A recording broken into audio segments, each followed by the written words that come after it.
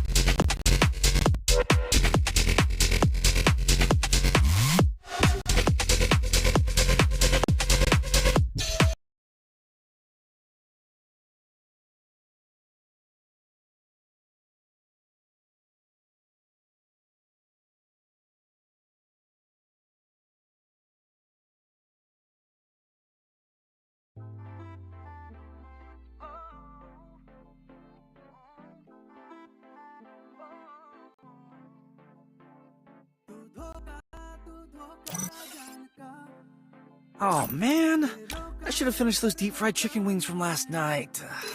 I'm starving.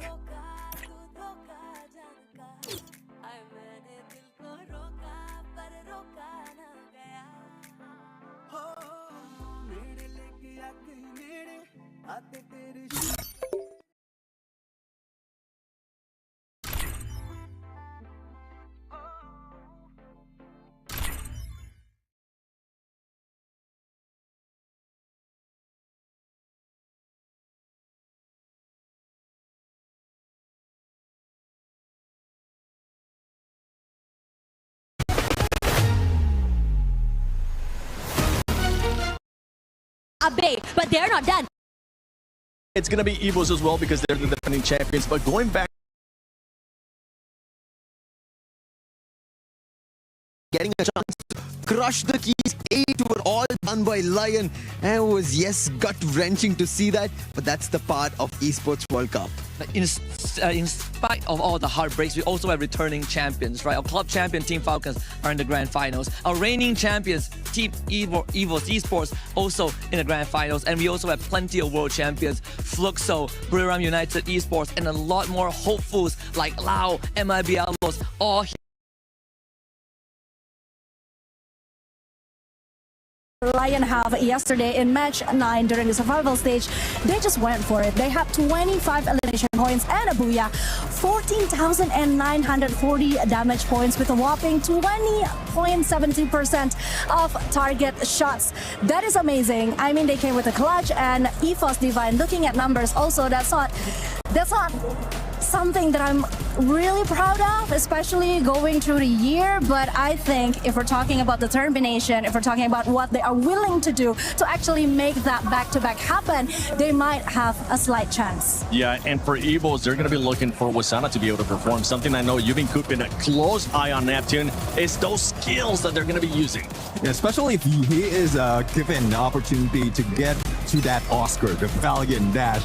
No blue walls will be safe. No opponents will be left standing in there. And we rarely see it out of Wasana, but the best opportunity they have to counter that or something right here is at the head. The they are trying to heal up. The best advantage they have for sure, like Wasana. And we're talking about teams that have won previously here at EWC.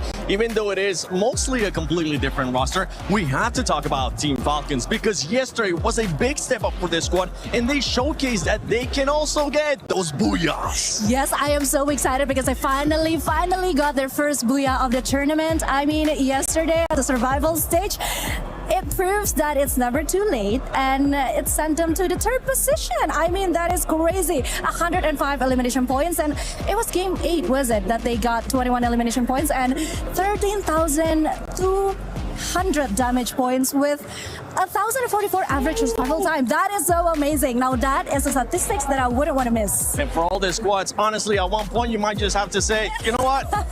Throw those note cards away, throw everything away, because today is either make it or break it. Go for broke for them. Make sure that you're actually going to be able to lift that trophy up at the end. Be consistent and become the Free Fire at EWC champion. Ladies and gentlemen, the finals start now.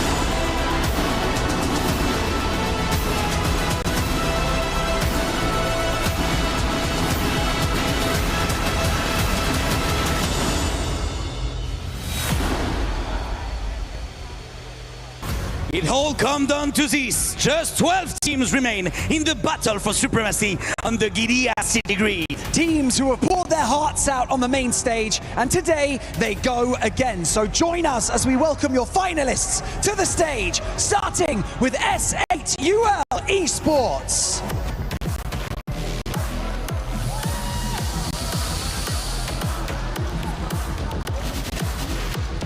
Lion!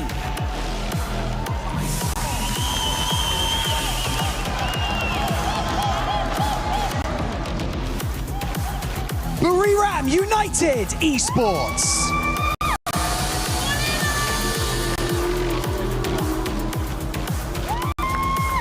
Loud Sneakers!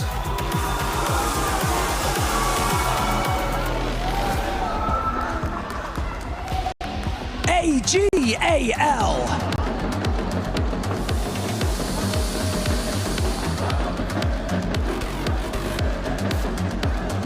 Team Apex Gaming!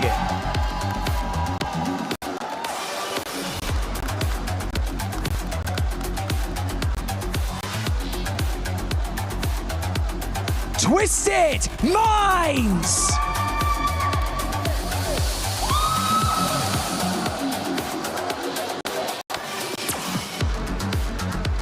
MEBA Los!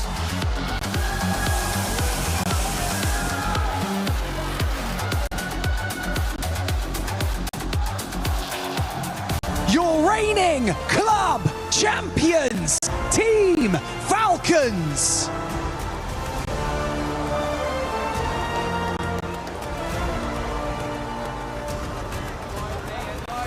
Fluxo W7A!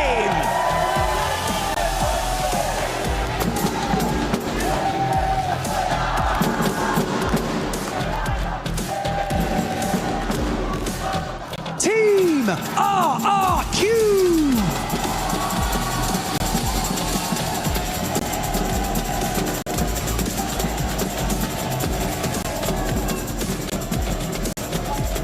And finally, your defending champions of AWC, EVOS Esports!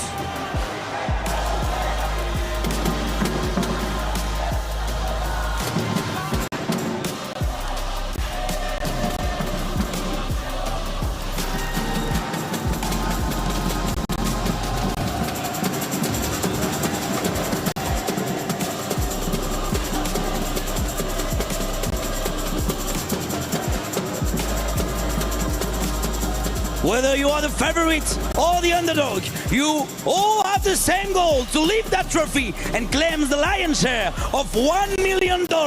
Today on this stage, history will be made, a legacy will be cemented, and a champion will be crowned. So welcome to the finals of Free Fire at the Esports World Cup.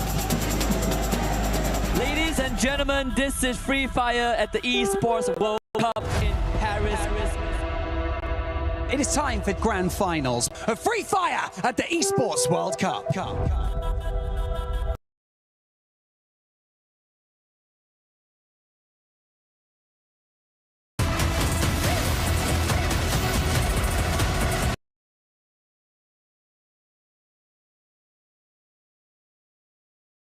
be abused, a double swing as well, making sure that no one survives the initial skirmish.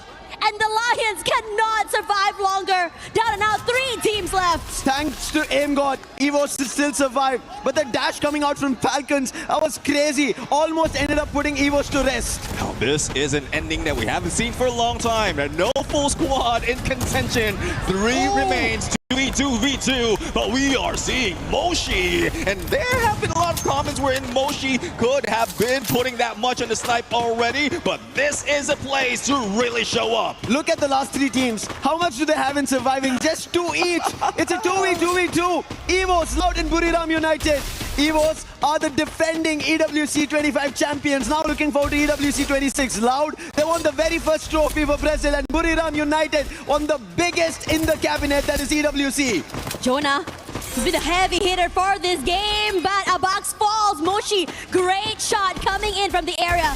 But the circle is shifting and everyone is just trying to find that space, but Loud is a little bit quicker Oscar to the zone. They have positions, they have the high ground angles, and it gives a lot of question marks for the rest of the teams for their rotations. Well, as you say, first to the circle, first to the win. Let's see if they'll be able to pull it off. And God, not so much of contention. Even with a inhaler, he might not be able to survive. But he did manage to go for a clutch, a 1v2 in this fight. And now he has to deal with 2 players from Team Loud. He got help from Loud. That is the reason Buriram United instantly shut down. But as you said, it is a 1v2. Look at him sneakily walking across, crouching, making shot. Loud have no idea, but BCP has spotted him. Aimbot, SVD, can he connect the first? If he can bring it down to 1v1, it's better, but the information delayed. And as long as time passes, it is Loud that will surround him. And we know Nix, he's such a good player. And once he gets to the CQC, he will instantly put the player down. He's rushing forward here right now. He's able to just go for the 1v1. It'll be really good. His shots go wide, but they're crunching it from 2 different angles. The respect given. And Loud makes sure they secure that first booyah of the day. Team Loud. Loud Snickers are the loudest to start the Free Fire here at Esports World Cup 26 Paris' Grand Finals. What a game coming in, and Nix, we knew he had this potential. They were waiting to get to the final, started off, and in the very first game for Brazil, they opened with a booyah. Oh, this is what everyone has been looking forward to. Who's going to get that first booyah? But we also seen a lot of elimination from the other teams who didn't make it this far. Let's take a look at a replay right now, and this is one phenomenal play coming from Evos, but it's just unfortunate that the pressure's on, not only on those HP, but also on that zone.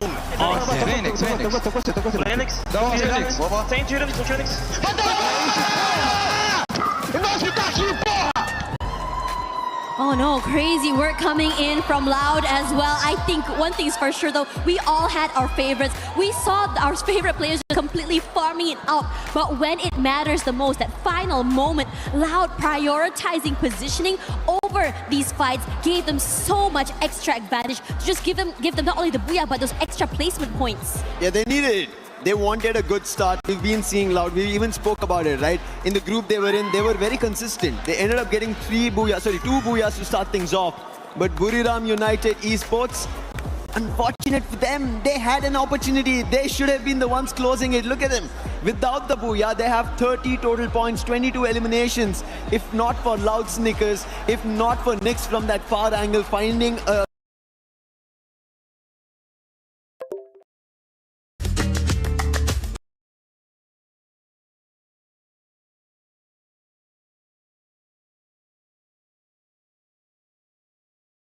the most important thing about games is the feeling that you feel everywhere looks like RPs, so it's very of that circle. There's one thing that they need to worry about. The shift has already to be here first to play. Like the owner of Luxo Nobru was a professional player.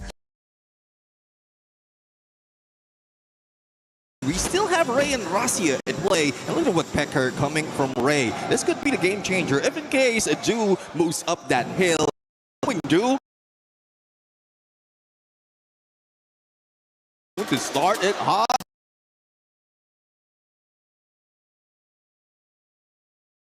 Needed right now to be. In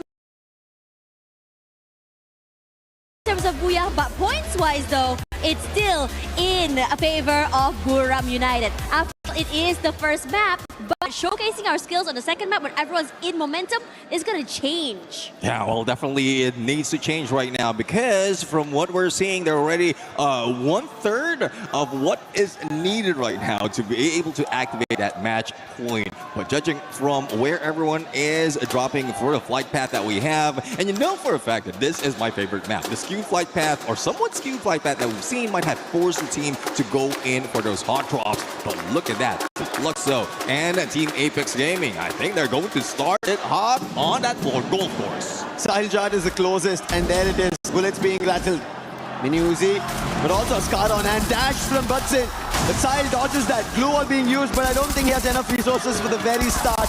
And Buxton is quick on it, gets the very first elimination of our match 2. I really like that you mentioned this match point. Everybody needs to understand, it's no more about getting to the top of the charts, it's about reaching 90 points. And that's what EVOS want to do, but will be failed because of Cypher.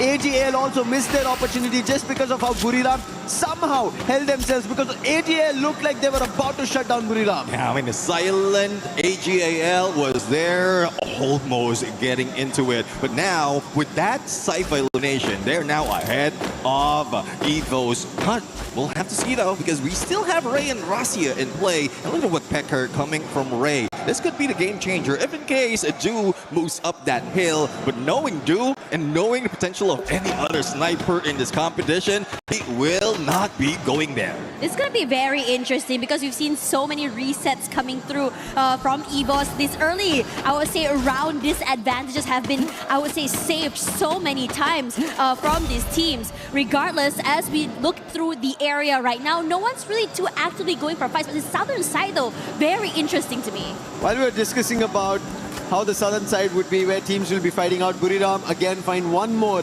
on EVOS. It seems like Buriram is looking unstoppable. They do not want to stop, but so does even Tag. Sahil Jat might have been lost, but now an opportunity for Shoto. Ma'al spotted, but damage is the only thing that was done. No knock, and good for Shoto is the entire RRQ is still not here, so Tag is rallying towards this fight. And from what I'm seeing, we have 3 teams on the southern island of Purgatory, and Fire Brigade might need those fire trucks later on because RRQ then managed to start it off, but a lightning zone just to make sure that they have limited advantage when they try to go in for a rush on Central, and they are targeting Team Apex Gaming, but Team Apex Gaming knows what they need to be done. Lightning zone is here, just hide out on those rooftops. And most importantly as well, we also seeing the rotations coming in from the Falcons. But meanwhile, over on this side, Lost currently wanting to catch up in the points that they had missed out earlier. Now Rahone on one side here, tagged onto EVOS players, but Abax from downtown managing to steal the point away. But they're not done quite yet, being so aware of the positioning where Yago is and the rest. AGL also close by. Very difficult for MRBI loss. They were not only fighting with one team, but AGL, look at Cypher. This might be a distraction because his teammates are close by. But defending a 1v1 is going to be difficult with Yago lost. MRBI lost. They already went out with 0 points in the previous game, and now if they do it, it's going to be even more tougher. You might be right with that Cypher being the bait, and there goes the push! The first time ever in EWC, we see that knock up with that vehicle, and they only have 1 left out of MIBR lost, but nothing is lost right now. A full revive has happened. Yeah. And now they go again, this time against EVOS. AimGod takes a bit of damage here. Barros bought a bit of time. And throughout all that, AMAX has already been stolen away into the lobby. AimGod tries to go for the reset. Valiant dashes away to safety for the time being. EVOS stuck, rushes forward. HP so very low by AimGod. But now for Ray, gonna be swarmed by all the members of AGAL, not able to survive. This is why your skills are important. Electrotherapy protecting them for far so long. That is the reason EVOS couldn't fight back. They had only 2 members and them getting taken down. Thankfully, that's not a full elimination, but there was an elimination that happened. That is Team Apex Gaming and Falcons. Seems like game number 2 is their comeback. Well, let's see if they can come back right now. They are just going in the edge of a circle, still hanging on that south side, and they thought they might be able to find someone on Central, but they were a little bit too late to party right now. But from what we're seeing, they are gathering all the loots that they have, and they're just going for the basic gameplay. Silent in the beginning, and then deadly towards mid to end. But the only question though is how are they going to find their way into the next phase of circle? We still have a few moments before it closes in and the second phase shows up, but the battle between AGAL and EVOS is not yet done. EVOS, what is happening? ABAX will be able to revive, but look at AGAL Cypher. Right in the face of the M590 dash. And now another conversion, 9 elimination. AGL, what they missed out because of Buriram in the previous game, they want to make it happen. 30 points what Buriram pulled off. AGL want to do it. This is what we've been talking. Buriram have earned titles. They are our World Series global champions of 25. Now they want an EWC championship in their name. Falcons, they want to get the win title for themselves and 6 total eliminations. In this situation as well, the lull, the silence is here, but the middle side of the map is very interesting as Fluxo does manage to hunt down the members of RRQ somewhere there. We see Troll also falling, Evos as well suffering heavy damage. This map, what looks quiet on this side, is hectic on the rest of the areas. Well, let's see now, because we are looking at Lost right now, who might be chilling like a villain at this moment, but we are seeing a few players, not only from Team Falcons from the south, but also RQ from the north. So the pinch might happen right now, but again, we are just waiting for the shift of that next phase. And as you see it, both of the 3 of the teams are in there right now, and look at the numbers that these players has been bringing in. And we have highlighted already, Brim United. The number that they can put in the fight, that only shows why Jonah and Moshi is the best players so far in this lobby. But you see in the mix of it, there's Dew. That was the reason how AGL almost looked like they would survive. Did not still, but now this is game 2. Purgatory, a lot could change, and that's what Falcons also want to. MIB are lost. They want to change their fate from getting out of 0 points to at least something, but it so far doesn't seem to be the case. Even SAQL, they want their points, but Maal 77 says that is going to be an elimination, and right at the riverbank will sweep away SAQL's chances once again. Well, Maal, the deadly sniper from Indonesia, right now going solo. This squad still not found in this map, but I know there is a plan. They are the mastermind into the stealth mode. With that, the stealth wise, using that more skill, they might be heading in to where this engagement is happening between Loud and MIB are lost. General taking a lot of damage right now. Bare Life managing to just survive. The pressure coming in from Loud, this high ground, gives them so much value. But Joker, on the other side, I'm managing to pick off here, but Loud hasn't been moved quite yet. The lightning zone does come through. General falls, and now KYUEROX, the Falcons, decide to join in as well. BZP still hasn't picked up already. KYUEROX finding a nice angle to work with, goes a bit wide, finally getting that shot onto Nyx, but the Falcons as well are suffering heavy damage. Bina, KYUEROX fall, and right now, both teams are barely alive. What are they to do here? Because the RRQ gang has decided to join in. Falcons had a second chance. They instantly went for the revive. So there is a lifeline for them. But Loud, the trap. Trap was the only savior. He used the M79 to bail it out, but he is certainly surviving at the bottom of the hill. And RRQ now charging in. They will get it on fire. That's an added elimination.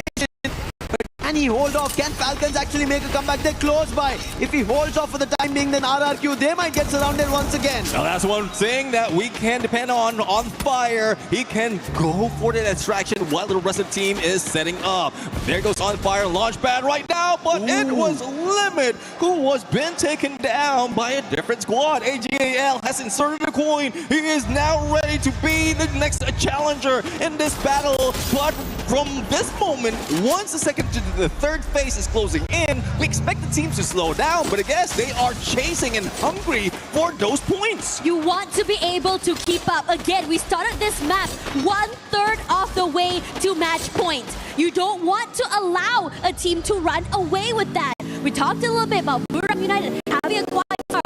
This map in particular has been extra for them as well. However, positioning-wise, they look really good right now, taking their time, and it's just open areas in front of them. They don't really have to really fight their way into the zone.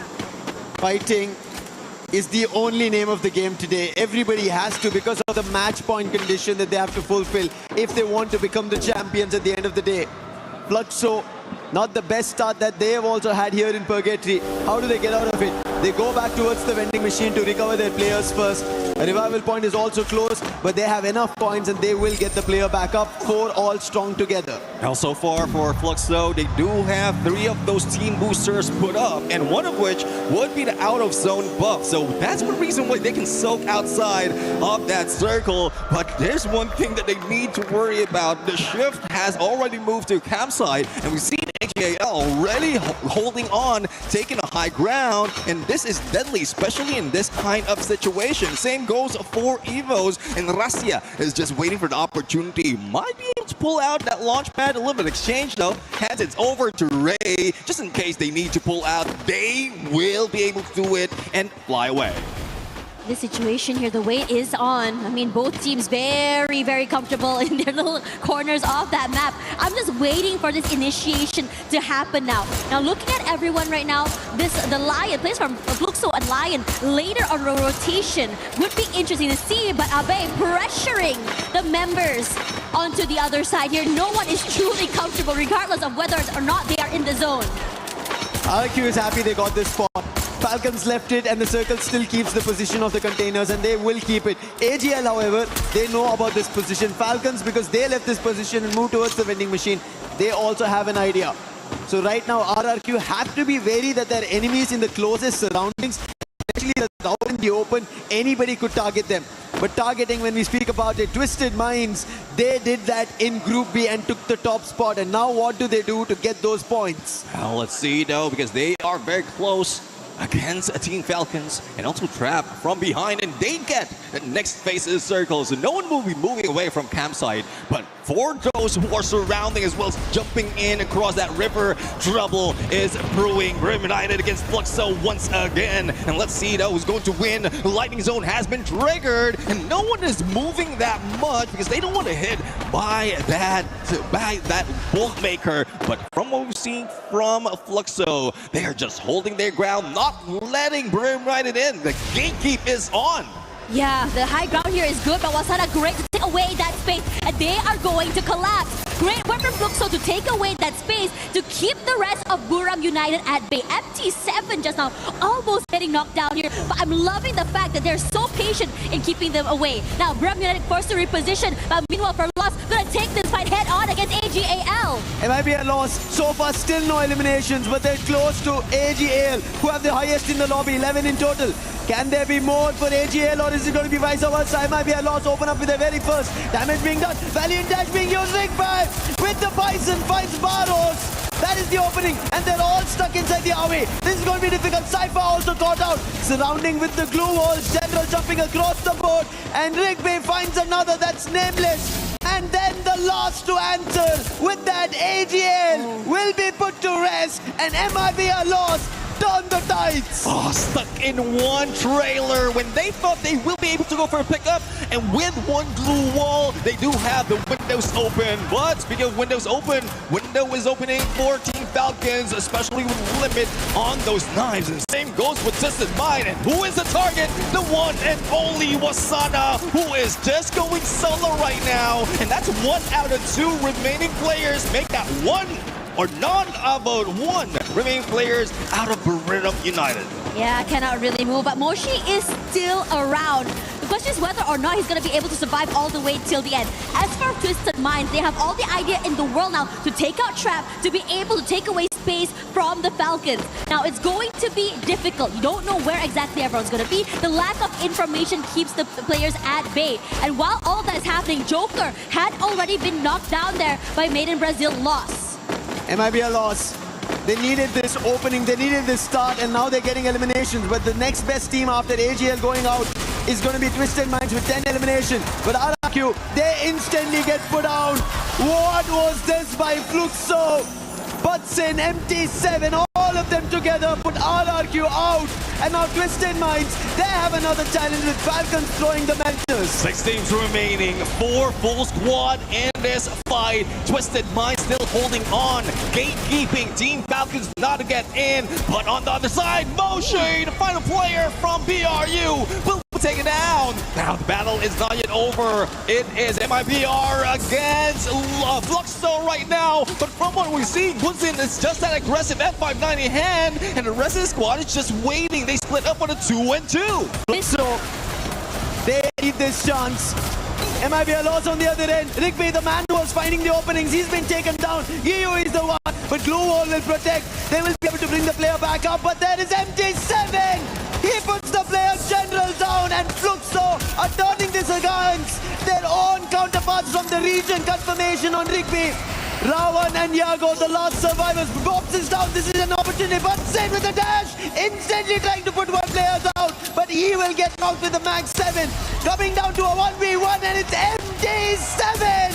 He finds and ends a Mafia loss. And now the collapse happens. They have to shift forward here. Twisted Minds coming through. Loud will be annihilated.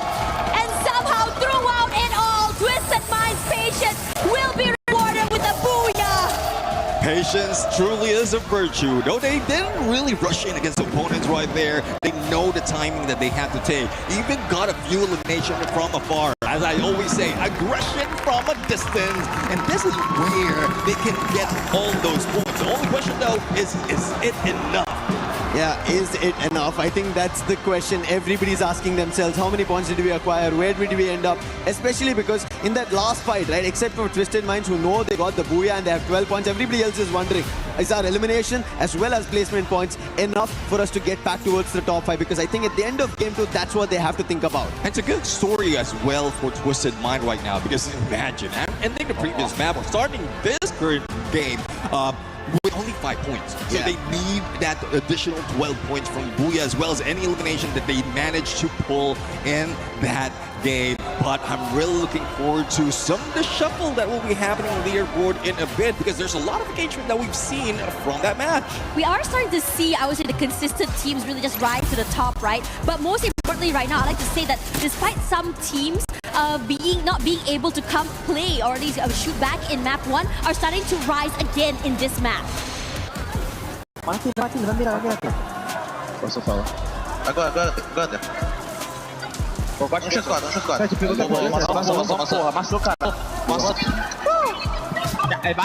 You can see Loud was happy about it because they again ended up coming in the hashtag 2, because that is enough points to keep them at the top. However, Twisted Minds from Thailand, this is a team that, while the other Thailand teams who are in the top who have won titles, this is not a team that everybody is eyeing on. Yeah. But they managed to get the second booyah. This is why today's grand finals, here we were expecting that anything can happen. You cannot count on one team. If you think Buriram is going to get it, no, right now just Twisted Minds did it. Buriram should have had the first booyah, but Lau got it. A lot going on throughout our matches now. You did mention a second booyah, so technically this is a second booyah of Twisted Mind all throughout the competition. And we rarely see them really on the top 3. 4 out of 12 from when they played in group stage and group B, when they ended up in the top 3. But this is just them switching it up. What I was expecting was just Mind to be just all out aggressive. Yeah, they tried to do so in game number 1, but it did fail. So why not change it up? Yeah, I mean, changing it up was always really good as well. It throws the, your teammates, not teammates, your other people, other teams in the lobby, off as well. But what I really like to see as well is just really being able to just really take your time. Being really patient is also really good. We have teams that are really, really aggressive and high energy, and somehow they just really just run out of gas in after this. There's an interview. Let's send it over to Carol.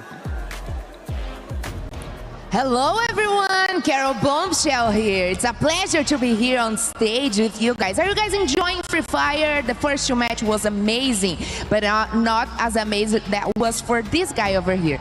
Trap, the team captain for Loud team. And of course, you guys had a great start today. Start with a booyah for sure. It was amazing for you. So how important it is to get off to a strong start in the finals so you can reach the match point. Como é que foi para vocês começarem já com um buiazão aí, né? Já tirar essa pressão aí de dentro. É muito importante para vocês já darem esse primeiro buia? Com certeza, a confiança que já estava alta vai ainda mais lá em cima. Um bui e um top 2 agora, mesmo com a dificuldade da queda, conseguir segurar o top 2 aí. E é isso, não sei ainda a posição que nós está na tabela, mas estamos muito confiantes. Awesome. As a Brazilian team has never won AWC before. What would it mean to bring the first AWC Free Fire trophy home to Brazil? O time brasileiro nunca ganhou EWC, isso é certo, a gente já sabe. O que significaria para você, como jogador, e para o time da Loud serem os primeiros campeões do EWC, os primeiros brasileiros campeões do EWC? Se tudo correr bem, vai ser incrível, né? Porque ninguém ganhou ainda no Brasil. E quando você consegue uma coisa única, é ainda mais satisfatória. E a gente quer muito ser campeão mundial. E ser campeão mundial de uma coisa que ninguém tem, vai ser melhor ainda. Amazing. So basically what he said was, I'm going crazy right now because getting the first Booyah here give us such a great confidence. We get more secure. We can team up even better. I'm definitely going crazy because I want to know in which position we are in the standings. We know that Buriram was in the first after the first match, but right now we want to know in which positions we find ourselves. And of course, being the first Brazilian team to win at AWC 26 would mean a lot to us, especially representing Loud right now. We know that we can get there, and that's our mission and our goal for today. Thanks so much for the interview, Trap. We wish you the best of luck for you guys. And of course, me and you are gonna watch a lot more of Free Fire. So keep it up with us and back to the studio.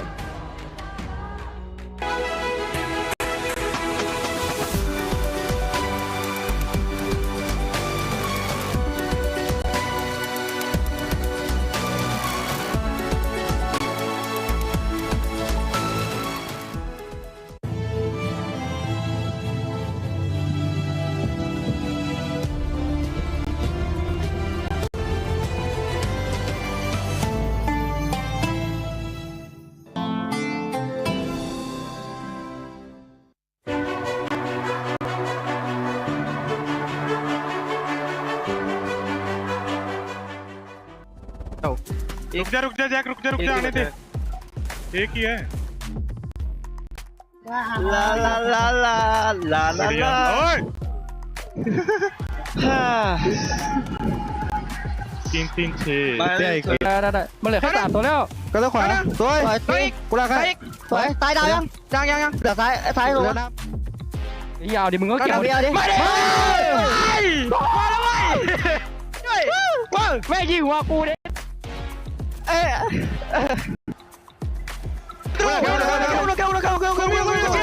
Dale.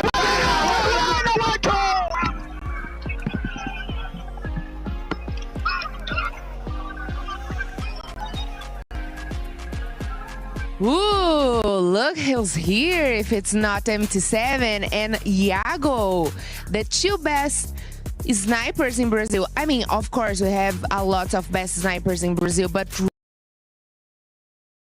Campeonato Mundial e qual que é o seguinte?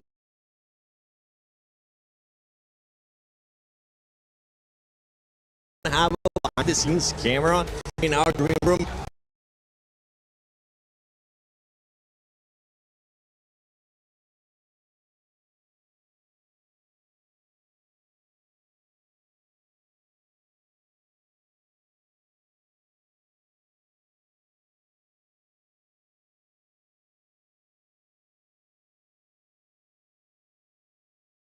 The game's hot today. Buriram absolutely streaking hot in game number 1, but game 2, Husky, they fizzled out. Yeah, they did fizzle out, and it was something that, you know, was in the making for almost more than a year. Yeah. This is one of the teams that people want them to fill up that cabinet, the final piece of the puzzle with the EWC trophy.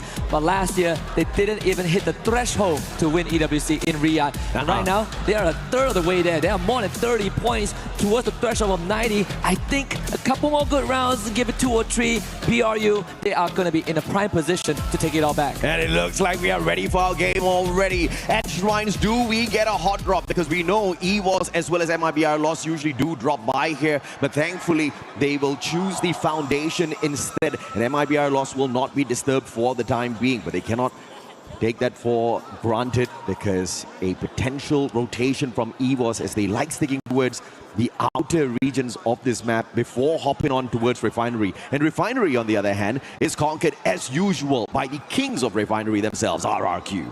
My attention is going to be on MT Sexy, that is now brought in by MIBR Law, so General not going to be playing this game. A second thing is also the rotation of BRU. We know that they love to go to command post, and command post is now preoccupied by Live. Instead, BRU up against TAG once more. Will the Indian squad wake up here in game number 3? At Kalahari, it's usually the Thai teams that have found dominance thus far here at Free Fire and EWC 26. Get high down, Wasana down, and it looks like India just needed Musacho back on the desk as Team Apex Gaming absolutely shut down their plays, leaving one final survivor. Can they hunt down the final one? Moshi, the super sniper of Thailand, scurrying away as quickly as possible. No Morse on his side, no stealth buys. And Team Apex Gaming just need one more. And they get it. And the three-time world champs out of Kalahari, all thanks to them. Yeah, well, Sana with his hands on his head because that was an absolute disaster for BRU. So RRQ come to life. They find Evos at Foundation, but Evos should be out of this. They have 2 more members left.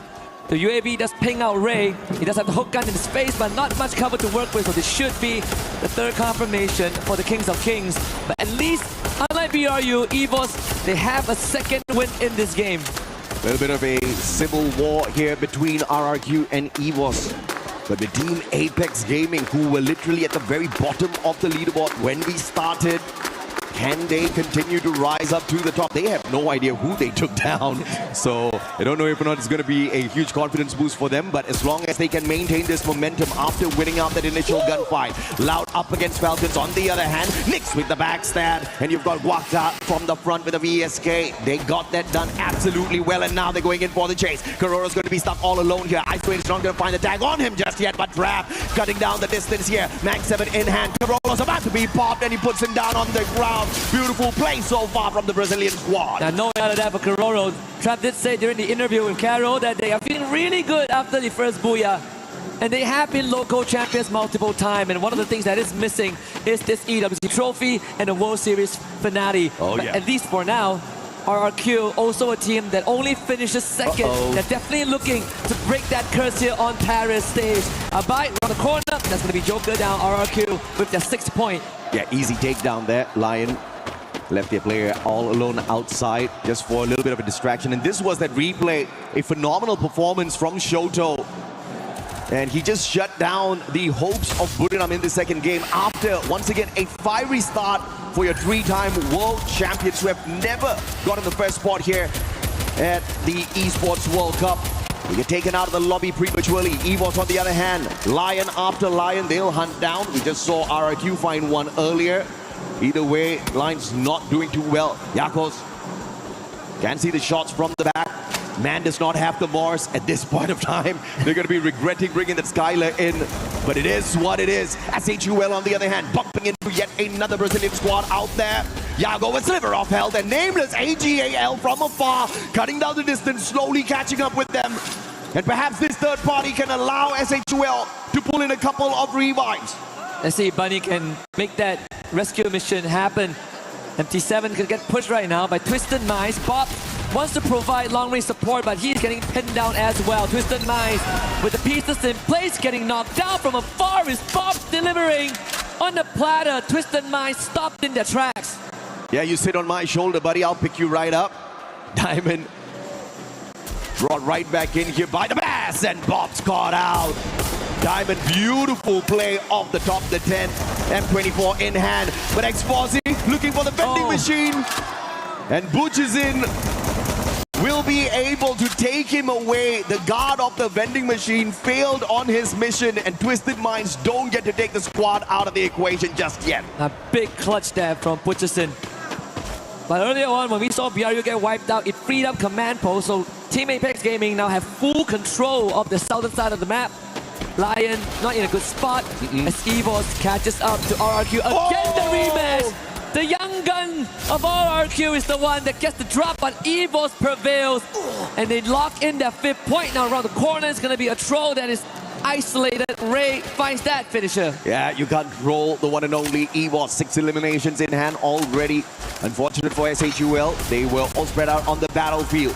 MIBR loss on the other hand, bumping into Falcons yet again. This one just does not end. Empty Sexy down on the ground.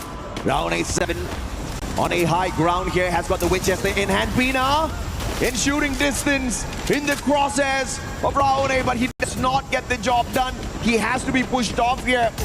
As on fire catches up with him, and from up top the SVD straight to the head. Raone was looking for the vending machine, but prevented. And Yago's going to turn tails here, trying to get out of there as quickly as possible. But the hit list has been bought. And MIBR with your final player, although they have the stealth bites, they're not going to be able to get away from this Falcons. They know exactly where he is. And this is going to be the end for MIBR here in this lobby. Yeah, the Red Tide Rhythm, just to confirm the elimination, Yago can hide all he wants, but there's no escaping the talents of the Falcons. MIBR lost, removed in 9th place. And that puts Loud and Twisted Minds in a comfortable spot. Both teams who have had a booyah so far now leading the pack just because BRU is not in it. On the next update, we're going to see Mars' capability of even avoiding the hit list. That was unfortunate, man.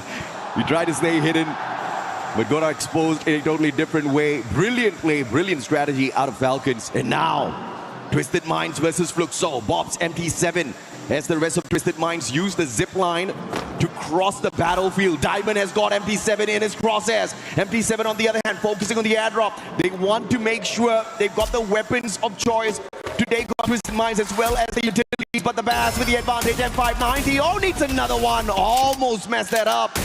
But MT7, the sniper, just could not take a decent CQC. Yep, Twisted Minds with the daylight robbery and an extra point under their pocket. Fluxo forced to run away. Potshots headed to needs to hold the forest to find an isolated Joker, but they need to secure some space at the sub for MT7 to come back into the lobby. Fluxo surprisingly very, very spread out as a team on the southern side of the map. If you look at this map, usually we've seen dominance out of the Thai squad so far. Falcons put it up AGAL. All of them have one booyah each on this map. With Buriram out of the equation already, perhaps Falcons and AGAL will be the biggest threats later. Fluxo, on the other hand, they've got a booyah for themselves on this Kalahari map as well in their run here at EWC 26. But as far as those points are concerned, they didn't really rake in a lot of elimination. Fluxo hasn't been very strong on the I don't know. I expected a bit more. I'm looking for them to ramp up maybe game 3 and 4 onwards, right? This is the team that needs some time to warm up their engines. But one of the theme of this game is the fact that two of the biggest strongholds are Refinery and Command Post because of RRQ and BRU. Both of them are not in the lobby, which means that there's a lot of real estate freed up for everyone else. The game should slow down temporarily until maybe the 11th mark.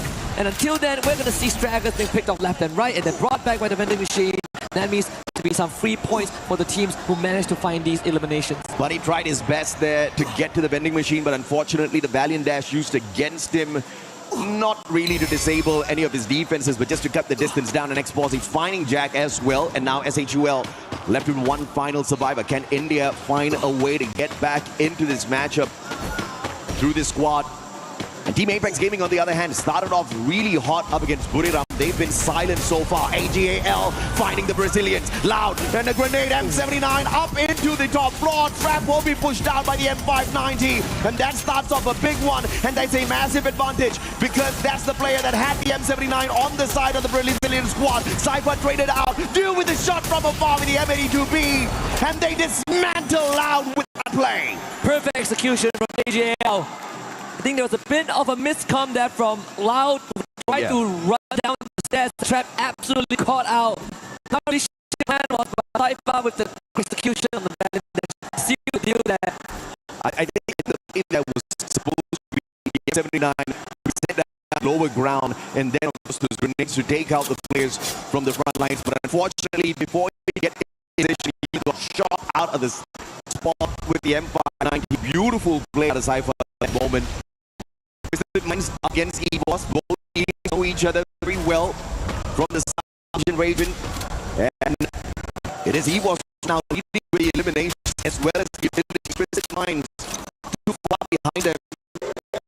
You get the block to find the circle fair before the South brothers and the rest of the front liners on the side will be holding Twisted Minds back.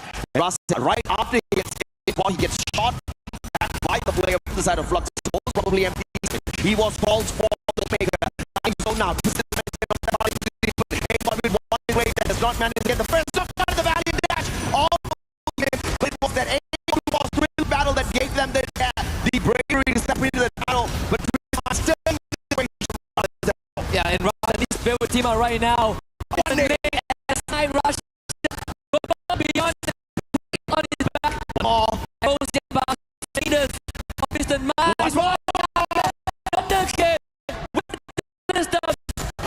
Twisted Minds off screen too. Apex is just trying to... I mean, he did gain an extra placement point for himself before Duel finally collects that. So we are going to go down to just 6 more teams. AGAL as well as Fluxo, the only 2 other teams that have managed to secure a booyah on Kalahari from this EWC stage. Can they take it all the way? Lion has been fairly quiet after a few mishaps at the very start. Haven't secured a single elimination for themselves. Fluxo, on the other hand, tanking a lot of damage outside the circle. Spots out SHUL on that rotation. Jack's getting tagged up by Barros. AGAL like shooting fish in a barrel. And Fluxo wants to steal that away. MT7 knocks down Troll. He makes sure he gets the confirmation as well. AGAL getting those shots in, making sure they scare the players on the side of Fluxo back. And they're trying to keep Buddy Pinson in. Yeah, this is a good game for Fluxo and AJL to pull ahead of the curve because some of the Apex players are already out. One more! Cypher, can he get the snipe in? It's Steal again, of course. Never doubt this guy. Bunny is also pinned down behind that glue wall, and it's only a matter of time before AJL finds him. Lion now will join that fight, and maybe that's the distraction that will bail Fluxo out of the situation as they fight against DAG. Yeah, brilliant recovery by Fluxo here, instantly jumping out of that monster truck, getting the pickup with the glue walls, and they take Bunny out of the equation as well. Unfortunately, the circle actually claimed that point off of them. As SHUL Esports makes the exit from the lobby, we now have the top 3, and 2 out of the 3 teams are definitely geared up for the booyah here. Falcons, just the one team that strayed on in. Can they make it out of here? I totally forgot that they were still alive and kicking. All 3 of these teams have already performed at Kalahari, and they're looking to pull off their second booyah. Which one will be able to secure that for themselves? Cypher bringing the whole squad of AGL together with him, backing him up as he cuts the distance down between their squad as well as Fluxo. But they realize right under the bridge, Fluxo will be dangerous. And they take a quick U-turn, but they'll have to deal with Falcons here. And they're going to hope and pray that it is Fluxo that finds Falcons first. Jump pad getting them in, but that's a bad move. First one gets snuffed out of the air. Pina with a double on fire finds Nameless. And AGAL losing 2 too early. This is good for Fluxo. Karo made his rotation too late and went down to the blue. Pina did take down Dew, but now Fluxo completely freed out and might get an advantageous fight against Falcons. Pina needs some help, but the blue zone is pushing them straight into the heat of Fluxo, who are coming at them with full force. You expose and limit with the first one to even the odds out. Fluxo forward, Butcherson with the dash in. Pina covering himself, and Butcherson now needs assistance. Gets knocked down, finds the trade again. His limit trying to hold Falcons together, but he falls in the hands of MT7. Pina brought back up, pops in front of him, on fire, providing help. Falcons side by side. As Fluxo looks to turn the corner, the pre-fire comes through, Peanut rushes in, MT7 holds his own, MT7 delivers on fire with the trade. Can Bob steal it? The captain of Fluxo can do it! On fire! It's on fire! And Falcons get their booyah! Yes, second booyah at Kalahari. The 5th time they make their run here on this map, and they're truly dominant. But a well-played game for all 3 teams that squeeze themselves towards that final circle. A brilliant play by Falcons. They got locked down by the drill battle off of that A124 initially, but it was Pina and his M590 perfection. Well-timed glue wall, circled around it. Could not use his active skill, but it didn't matter. He went in for the pop, an instant pickup to maintain the numbers advantage, and the distraction with the extra player on the side of Falcons more than enough to allow On Fire to pop off towards the very end. A brilliantly executed final circle for Falcons. This is something that Falcons is very good at. You put them at a disadvantage, they will somehow even the odds out and then tip the scales in their favor.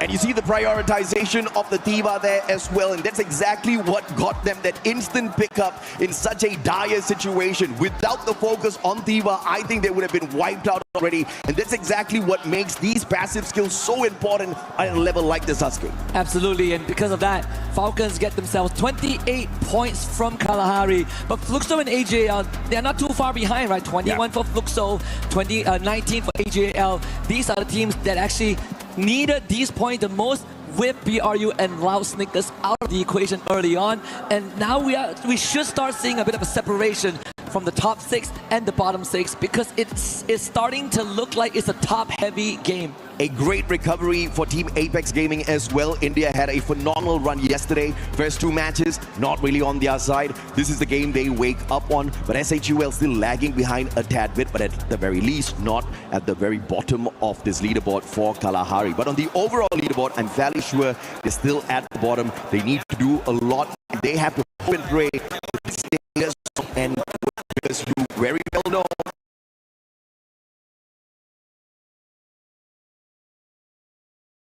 for the final play, see if or not they take unlimited games available in this grand finals. So let's see if some of the bottom dwellers can deliver us a surprise on Bermuda. I've got my eyes on 2 teams, Loud from Brazil and Team Apex Gaming from India. Like I said, man, they needed the big mustache on the desk so that India can get a little bit more excited. Let's see if or not they take this one all the way. They haven't had a booyah on Bermuda just yet, but I'm hoping this is the first one for TAG Fluxo. In a little bit of a danger zone here. I'm talking about TAG. And they're making me a tad bit nervous. Do you drop at Fortunov? It might just happen. TAG, you better win this one out. This is quite the shift because usually Fluxo prefers to go straight for Mars Electric. I know, right? So this either intentional by Fluxo or TAG have something that we don't know. Thankfully, they're not directly on top of each other, so there's some real estate they can both share in the vicinity. But TAG, they've already lost Woven, Shoto and Sahil Jat. Not really looking too healthy. Shoto in the front, but MT7 coming out on top. And Fluxo again off to a good start. A very callous push there in that situation. Shoto's down, Butch is in as well as Jiu. Shot from afar. Didn't really get to see exactly who was that taking the shots up against them, but it doesn't matter. Katie God's on the way out of this sticky situation. Like a cowboy, he's right away. No sunset. It doesn't matter. In this context, luckily there's no sunset. Nuh-uh. There will be an early exit for TAG. Hey, don't say that. I was waiting for them to come back. Same, man. I was hoping the same as well, right? And again, that's the concern that I did brought up. Because I was expecting that, you know, the Thai teams, the experienced one, especially those that qualified directly into the grand finals and didn't have to play yesterday, they're going to come in hot, looking for eliminations to get that big lead. And that's exactly what happened in game 1. You know, BRU did that, Twisted Minds did it in game 2, Laos got a booyah. So for the teams from India, this is probably the biggest pressure that they've ever faced. And under all these aggressions from the teams and how fast the lobby has been going, it is going to take a while for them to get used to it, and it better come fast. Yeah, looking at what Fluxo did here, they're definitely going in for the hunt onto Team Apex Gaming. They managed to take down Katie God, but that's not going to give them an extra advantage because the revival was already completed. The squad is on the way back in. So very intentional play, executed to perfection there by the Brazilian Giants. Fluxo getting 4 points off of TAG at the very get-go. Buriram, on the other hand, just 1 point claim so far. They send the UAV out. Can they find more? Well, TAG got lucky for just a little bit because they actually went to peak, and that's where Buriram usually spends a bit more time hanging around. So because Buriram moved to Bimasakti Strip, TAG actually gets a second chance in this lobby. Oh yeah. Not so lucky, not so sure about most though, because they're about to run into BRU. Lion beelining towards where the boss is, and that could be some info the Twisted Minds can use, but I don't think they want to fight right now. They want to get those revives. Lion versus one player from the side of Twisted Minds. Bass is going to get caught in a tight little spot here. Joker with the M24 flanking around the right-hand side. Della pushing on forth. Spots out Bass. Joker gets the first shot in. Bass pulls up a good blue wall. He's going to be able to block the shots from Della. Grenade's not going to find him just yet. Bass has got the Drogon in hand. But Joker will RGS him out of the equation. And Troll from up top. SHUL trying to interfere in the situation, but the time turner is going to allow the Lions to pick their buddy up and find that recovery as well. An extra glue wall inside the time turner just in case they break it down. But just no aggression from the side of SHUL just yet with those shots. Limit is going to get tagged up here as well. And it is a battle that I did not expect to see the Thai Giants join. And this is now turning into a three-way fight. And SHUL might be able to get away as Lions now start shooting down the Falcons. Yeah, SHUL is the team that has info on both Falcons and Lion, and that's why they instantly backed off and leave Lion to be the Falcon problem instead of themselves. Limit just got picked back up, so Falcons didn't really have much time to pick themselves into shape.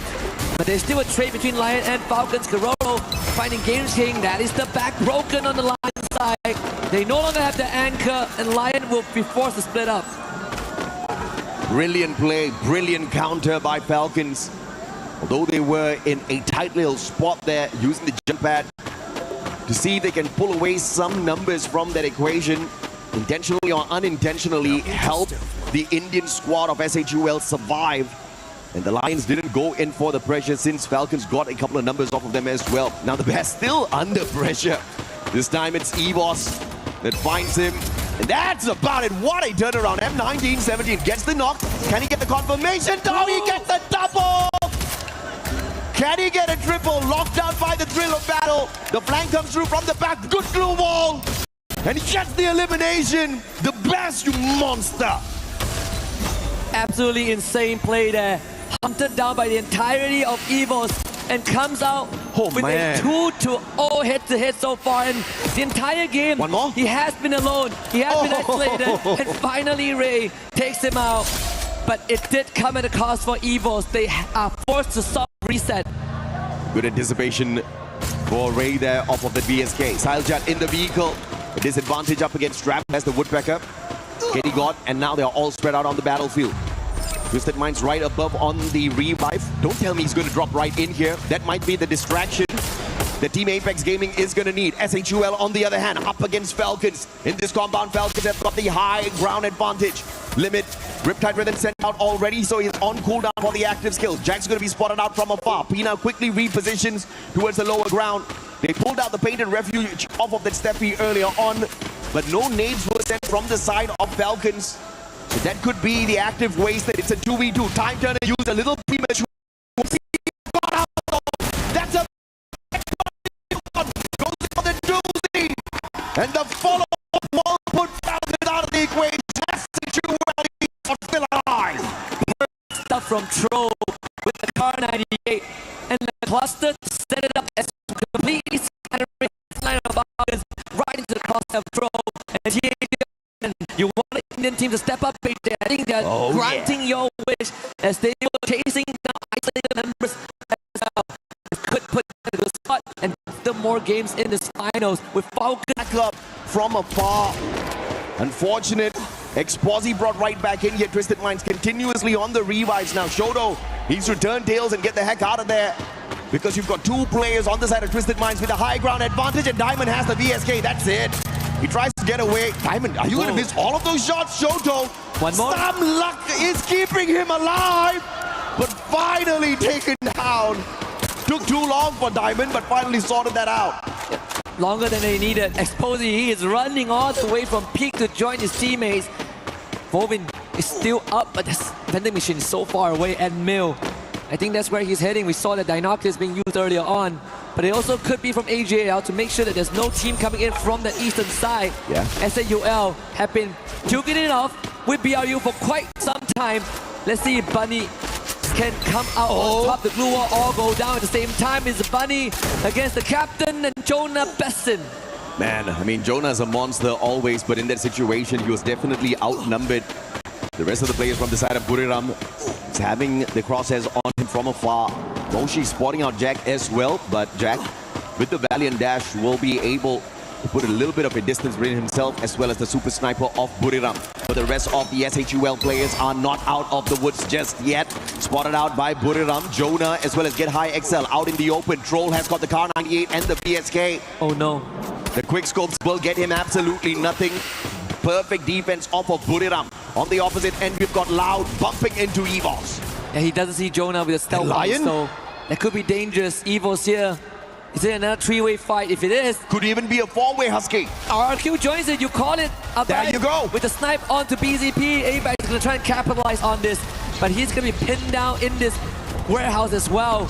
If Lion pushes this, it is going to be bad news for Evos. Yeah, good recovery for Loud here. Just quickly going on to the drone, making sure RRQ does not get those easy shots. And assisted by Evos from down the bottom as well, who lay out all of those glue wall melters. They call out the painted refuge from Steffi, protecting them from any nades that will be tossed up onto the roof. So that's a brilliant defense here by Loud. That ice grenade's not going to do anything to them. Dragon Freeze will not scratch them at all. But the painted refuge used up already. They all get tagged up by the Moko. Evos knows exactly where they are, all thanks to the lightning zone as well. And Loud has got nowhere to go.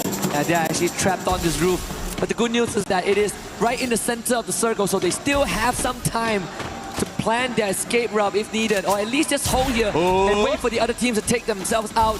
One more. Apex under pressure, trap, clear vision of him. BRU crippled, unfortunately, as they actually lost the fight against SEUL off screen. So Moji will have to backtrack from where he came from. The two Indian teams are still alive, so I'm a happy man. Buridam on the other hand, rough round here. Moji. Could just see the end here, Nameless. I don't know if he knows. Cypher should check this. Black and brown, Cypher. Get him. Spots him. Moshi is not going to survive this one. Buridam taken out. Their banner burned out of the skies. Fantastic start. Just no great follow-up from your three-time world champs. 0 placement points again, AJ. Another early exit. Twisted Mind challenging TAG and Exposi. I mean, so far the pass has been hot and he's continued to be hot. Rushes into the field. They lose 2, but same as TAG, can Woven pull this back? They've already lost Star Shoto. So it all comes down to Woven as a huge to make some magic happen. They're trying to go to the other side of the building of the window. Woven needs some distance to reconvene with his teammates. Oh man, the guy had no glue walls. He almost got shot in the back. But thanks to his lucky stars, I'm very sure they're aligned for the team perfectly right now. Looks so. But luck is about to run out for TAG. They do not have the resources needed to survive this final circle, and they don't have the number of players on their side as well. Will luck be on their side? A Riptide Rhythm from another squad, giving the opener here. SEUL losing lives one after the other as well on the opposite end. And the four-way fight still has Loud alive and kicking up on top. They are holding on so well. So much medkits and glue wall to work with. They've weathered the storm for now, so RQ is going to be their next problem, but at least they have the warehouse to drop into if needed. Wow. Fluxto did bail TAG out from the jaws of Twisted Minds for a while, but now TAG will have to somehow get out of this with minimal resource. SHUL, although they survived long enough into the 12-minute mark, placement points-wise, they don't really get anything much off of this lobby at all. Team Apex Gaming with 2 final survivors, a double caught on the outside. Twisted Minds hopping on in. And they find a quick recovery before perhaps taking the fight up against Team Apex Gaming. They just need to knock on that door slightly and they'll be able to get 2 free points, unless, of course, Wolvin and Siljat show us some miracle because they have no glue walls to play around with. They'll just have to take a straightforward gunfight. The Lion just wiped out 3 out of the 4 Fluxo members too as they were going on the cross. The high ground advantage was too good for Lion to pass up, and now Tahija can get absolutely ran through by the bars. They should spell the end of TAG and they're out into the blue. Woven actually finds that revive on the KD God to extend their lifeline, and he's on the MT7. Woven though loses the fight, but MT7 did eventually perish to the blue. Yeah, Woven did manage to collect that elimination off of him. Brilliant play, but of course Team Apex Gaming, that's going to be their consolation prize. They survived definitely much longer, but elimination points-wise, that's exactly where we see the big improvement coming through from the squad. But they need way more than that to climb a leaderboard in a massive lobby like this. Not their fault at all. On the survival stage, you didn't have these big boys. You didn't have these monsters prowling around. It's a tough lobby to say the least. Lines now rotating away, Twisted Minds. Fluxo versus RRQ, the big fight. Dude still alive and kicking, but lost. Doing a number on them, spotting out Rams. Circling around the glue wall, will get clapped by the thrill of battle, and the A124 does RRQ in. The sniper of RRQ can't do much in this situation, tries to run away, prevented by Rigby. Easy points for MIBR, and that's the 4 that they pick up in this lobby. Good stuff. MIBR needed an intervention. They needed a way back into this finals, and I think they found that opening. Now it's about converting that into more. Lau still holding on strong. The next circle, let's see if it decides whether Lau gets to say, nope, out into the open we go. AGL, they have primary position to vulture all of these points from the far. And if AGL gets this booyah, they are going to be so close to 90 points. How long has Loud stayed on this roof? They have played their defense perfectly. Nobody has been able to punish them. Nobody has been able to kick them off. Now the blue zone will finally do the job, removing the Brazilian squad off of that roof. But the question is, how will they make their move in towards the next circle? Now, Lightning Zone has been called out. It is not AGAL's bolt maker, potentially from MIBR, as they are looking to make their way a long journey towards the next zone. Glue wall melters laid out here by AGAL. General's going to be in a lot of trouble, but the shots, the cover from Yago allows him to make the quick rotation round, and MIBR still safe. The only way to really make this competitive is for Lost to get that booyah somehow. Allow wiping out Twisted Minds members. BZP hanging on by a thread. Now top back up. That's the quad and the fifth for BZP. Nix comes in as well. But Lion shows up and Della leads the charge. Games King also winning out his one against Guaksha. Lion not to be denied. Yeah, Lion steps on in right after that double nade from the side of Twisted Minds. Beautiful play. And of course, it is Lions that get the biggest slice of this pie through those points. Diamond still clapped by the thrill of battle. He can't use his active skills just yet. Goes in for the Superman right outside the zone, tanking a lot of damage. Traps down on the ground. BZP needs to go in here for the pickup, and Games King can't find the final player. Diamond going in for the shutdown. Oh my goodness. A sliver of health left here for BZP. And Diamond gets the final player, and it is an all-out Thailand final circle that's clapped by AGL for the booyah. And they have now officially hit that critical mass. They are so close to 90 points. This booyah, I believe, paired with 11 eliminations, puts them one good game away from the 90-point threshold. How sweet would that be? They came up a global finals Clash Squad victory, but it was something that people brushed aside because it's not Battle Royale, it's not the Holy Grail. But now the Holy Grail right in front of them, it's just one step away. Before this match, they were 33 points away. I wonder if or not they've managed to pull off a phenomenal run.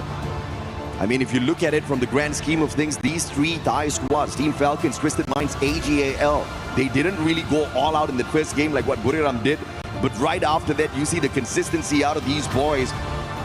And Falcons and Twisted Minds already with their booyah earlier, and AGAL just picking one up for themselves as well. So if you look at it from the grand scheme of things, Southeast Asia doing phenomenally well out there. This has to feel like deja vu for BRU. This was exactly what happened back in Riyadh in 2025. Get a hot start on Bermuda in game one, and then absolute silence. And it has happened 2 rounds in a row. You gotta feel what the players are thinking. I think Wasana is starting to feel the stress as well. Hands on his head in game 3 and really just slumping back on the chair after game 4 ended. But there's one team that deserves a Twisted Minds. They missed out last year. Jump was with poor memory. They didn't even make 80 points. They finished last in Riyadh. He joined Twisted Minds, and now they are here, and they are ever so close. Absolutely. But are they close enough to the consistency of AGAL? They have been dominating Clash Squad, and they have also been ripping away massive points in whichever Battle Royale lobby they hop on into. Any tournament that they've visited so far, they've definitely found the top 3 for themselves, and now they're looking to become the champions here for Free Fire at the Esports World Cup 2026 Paris. And they're not too far away from doing exactly that. 90 points, that's our match point target. And right now they may just be, like you said, 1 game away. Yeah, 1 game away from 90. And if everything goes according to plan for AJL, Game 6 is where they lift that trophy. It would be a fast finals. I mean, not that we've not seen it. We saw it back in spring when Team Secret walked away with 4 consecutive booyahs. But AGAL has such a good run so far. But again, we did hire Twisted Minds earlier on, and now we have them on stage. Let's hear what they have to say. Welcome back to the main stage. My name is Barney Banks, and I've got Exposy here from Twisted Minds, playing absolutely out of their skin at this point. Exposy, I want to just quickly ask you, if we look back to groups, you guys would play relatively slowly and you would gain momentum throughout the day, and then obviously you'd end on a high, obviously winning your group. However, today you've come out really aggressive. Was that always the plan?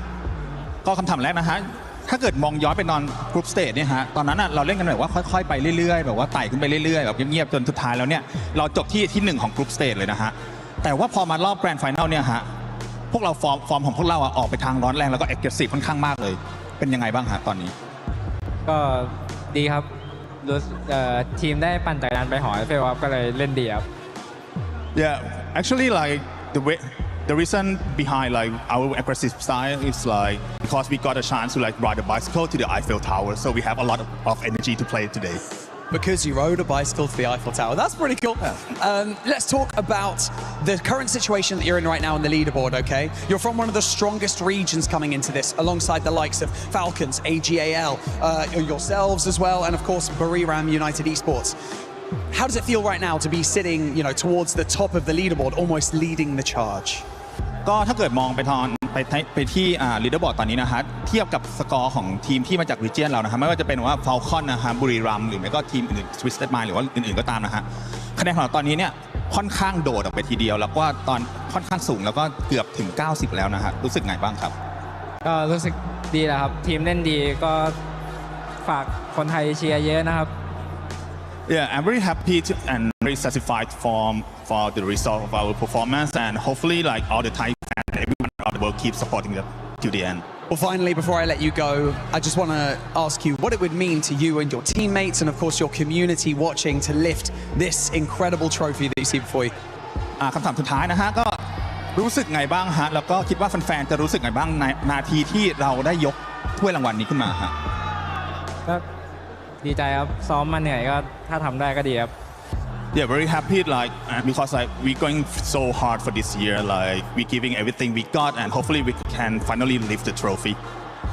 Okay, well, yeah, it shows. You guys are trying extremely hard. It shows. Congratulations on where you're on the leaderboard. If you guys lift that trophy, I'll ride a bicycle with you guys to the Eiffel Tower. And so with that being said, we're going to head back over to the studio before we come back with some more free fire action, baby.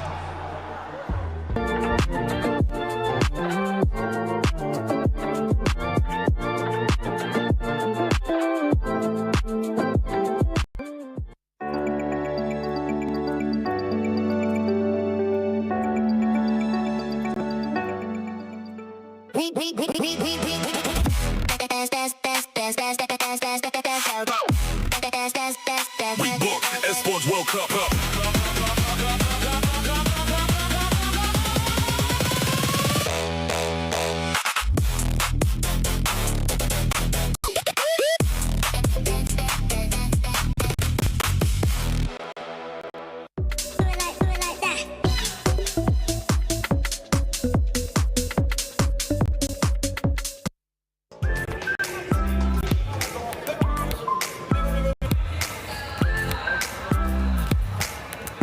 Everybody, we are hanging out in the festival zone, and if you don't know what this is, we're going to walk you through it a little bit because you definitely want to check this out while you're hanging out at EWC 2026. This is going to be right next to the Free Fire station. You can see there's got some people playing in here already. There's the option for basketball or football, soccer if you're American, and you can come in here, play this all day, breaks between the games. It's the perfect thing to do to kind of switch things up as you're hanging out here. But there's also a ton of games that you can participate in. I don't know if you've been by the Free Fire stage lately, but the fans from Brazil for these teams are insane. We're talking musical instruments, drums, cheers, matching outfits, flags. Sometimes gotta take a little break. So make sure you come and check out the festival area to do exactly that.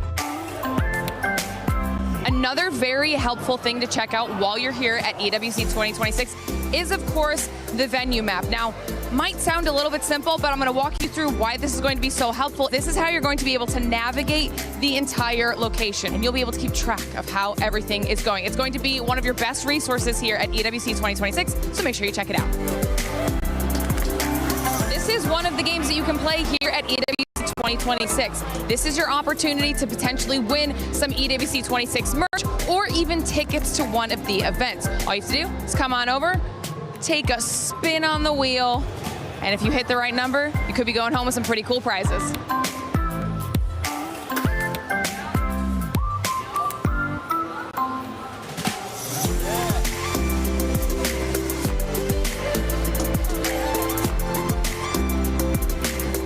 Now, of course, you know, we also have our super fan area. Now, this is going to be where you want to go if you are looking for those up close and personal interactions with some of your favorite players. You have to come here. You can get some photos with your favorite players. You can get them to autograph some of your EWC 26 merch. Are you having a good time here so far? Yes, really nice. And I'm so excited to be here. We are supporting Lion and Gandai.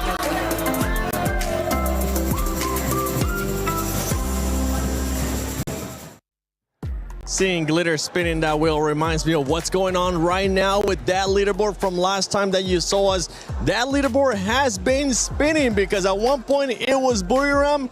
That's not the case anymore. This is starting to look like 2025 Buriram. 2025 indeed. They came out of the gates running last year and it looks like, you know, they were going to be the leaders of the pack, but then unfortunately something happened to them and they ended up in 9th place. And we're kind of seeing the same happen today. So is it a little bit of a jinx or a turn of events? Who knows? But look, obviously we talk about these teams and everybody's sort of wanting that prize, wanting that, and they definitely have what it takes to get back up to the top of the leaderboard. But right now we're just having deja vu. Yeah, I do agree. I mean, it's real difficult right now because they're the ones left out of the Thailand teams who's grabbing those booyahs. Like 3 out of 4 that is in grand finals right now is already taking that big B, and Buriram United is not getting it, but they did have a massive game number 1. But then again, if we're talking about the Thailand team, we also have AGAL. I mean, that booyah and those consistency. Game 1, 2, 4, they keep getting 11 elimination points. And I think that is the goal today. They're going to go aggressive and they are surely locking up the points with that extra booyah they just had on Game 4. Yeah, I wouldn't be surprised if we actually end up seeing them in that first place whenever we end up seeing the overall. But for everybody currently watching at home, even if your team is not performing that well, it's okay. Just log into Free Fire and make sure you get some of the sweet in-game rewards because there's a bunch. I mean, you can kind of see them on the screen right now. Honestly, I want that EWC bat right there. Just support your local team, claim your rewards, and I mean, I can hear it from the back too. Everybody wants a bat. Can we actually get one? Because I would love to have one. Yeah, in the when we do. What is the jersey? The jersey was a question mark too. A question mark is currently what the Indian teams are having above their head because it's not looking like what we saw yesterday from Survival. Yes, I am so sad actually because I am here to represent Lucifer, who is now at the casting desk. But again, I mean, they do have some opportunities because we all saw what happened on the previous match where Buriram got taken out by tag. They came up with a vengeance from being eliminated on the previous game to taking out the biggest threat. And of course, we also saw how S8UL eliminated Falcon right on the previous game. So they do have what it takes. It's just that somehow the consistency when it comes to getting those points, now that is questionable. It's the rotation that I think they might have to reconsider again. We talked about yesterday about the mentality of some of these squads. Maybe this is what the Indian teams need, Neptune. Taking those big fights against the top dogs little by little. And the thing right now, with the way that the leaderboard is set, whenever we get a chance to end up seeing it, you'll see how compact everything is as well. Oh, one thing that hopefully doesn't happen for them, despite of them taking down big dogs, is that ego. The ego wherein, yes, they're confident already to take down one, but falter the next match. And that is what happened for Team Apex Gaming. Because yes, they did get one team earlier on a match of 3, but in match 4, it's Fluxo who did take them down. Yes, I mean, Tag were amazing. They were a beast on the survival stage. I still remember correctly on Game 3 where Shoto had 4 elimination on his own and 1,966 damage points with 7 assists. But looking at the overall ranking finals, this is interesting, 7. It is interesting. Team Falcons, a team that's currently challenging as well for the club championship, does have a booyah. Just keep that in mind because right now the top 4 teams, all of them do have a booyah.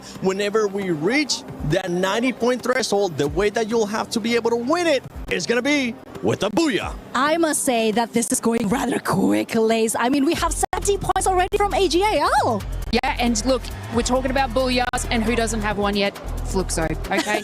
Look, the rise to the top 4 in match 3 is exactly what we expect from this team. I mean, the aggressive fights, the adaptability. There was a part where they had Falcons on height of bridge and then AGL on the south of them. But however they did that, they maintained composure and defense in that situation. Did they get the booyah? Obviously not. It's not on there. But it was an impressive game from them to be able to move from their position that they were in to get get that second place in the third match. And match 4, you know, they did prioritize early eliminations, which did sort of put them into that 4th place position, with only Falcons like having 1 more point than them. So this is what we expect from Fluxo, but it is the consistency that we don't tend to see from them. It's just they get the big games in, and that's how they're maintaining their points. That is so brave of you to say, because we're standing right behind the supporters right now. But one thing that I can also say is that at least they're doing better than my Indonesian teams, okay? Because as we all see, EVOS and Agar are having quite a hard time. They only have 41 and 36 points overall now without any Booyah. So I'm just hoping and praying, because like I said before, they are booked and busy on the previous matches. They somehow had the worst positioning of all time. This is just not their day. Yeah, I do agree, especially in that moment where Ma could have survived, like trying his best, but unfortunately, like he was just caught off guard. And that has been the same situation even in the regionals in Southeast Asia. So I thought they did manage to pull out of that, because there were some instances where even in a shotgun, he can battle it out. He can duke it out against a 1v1 or 1v2, but that is a different mode, a Clash Squad. In Battle Royale, I think they are just going back to their usual ways, and it's not working. And Neptune, talking about the next map coming up, Nextera. I mean, we usually end up looking at some skills. We end up seeing some crazy stuff. What are you specifically going to be looking at for Nextera? This is where the teams will be farming all those eliminations, because despite of this is similar to the size of say Purgatory Bermuda, we are seeing a lot of compounds in here. Most of the compounds is a hiding spot for those who's trying to survive, as well as a vending machine available. So this is where in most cases in tournament we get to see a lot of revives and then a lot of elimination as well. Now the question is, who's doing the farming and who's getting farmed? Because right now, like I said, I am hoping and praying for our Indian teams, because they do have what it takes. We all seen that happening on the survival stage, but somehow right now they just have to shake off those final jitters, I think, because it even looked good for SAUL for that one moment. But then what happened? I don't know. That's exactly Tell me, girl, what we should be asking to the players, because they look chill as hell right now, and we need to get them refocused, because Nextera, again, this is not going to be an easy map for anyone. Yeah, it's definitely not going to be an easy map for anyone, especially for those bottom teams. But at this point, the one thing that they do have going for them is that you're at the bottom.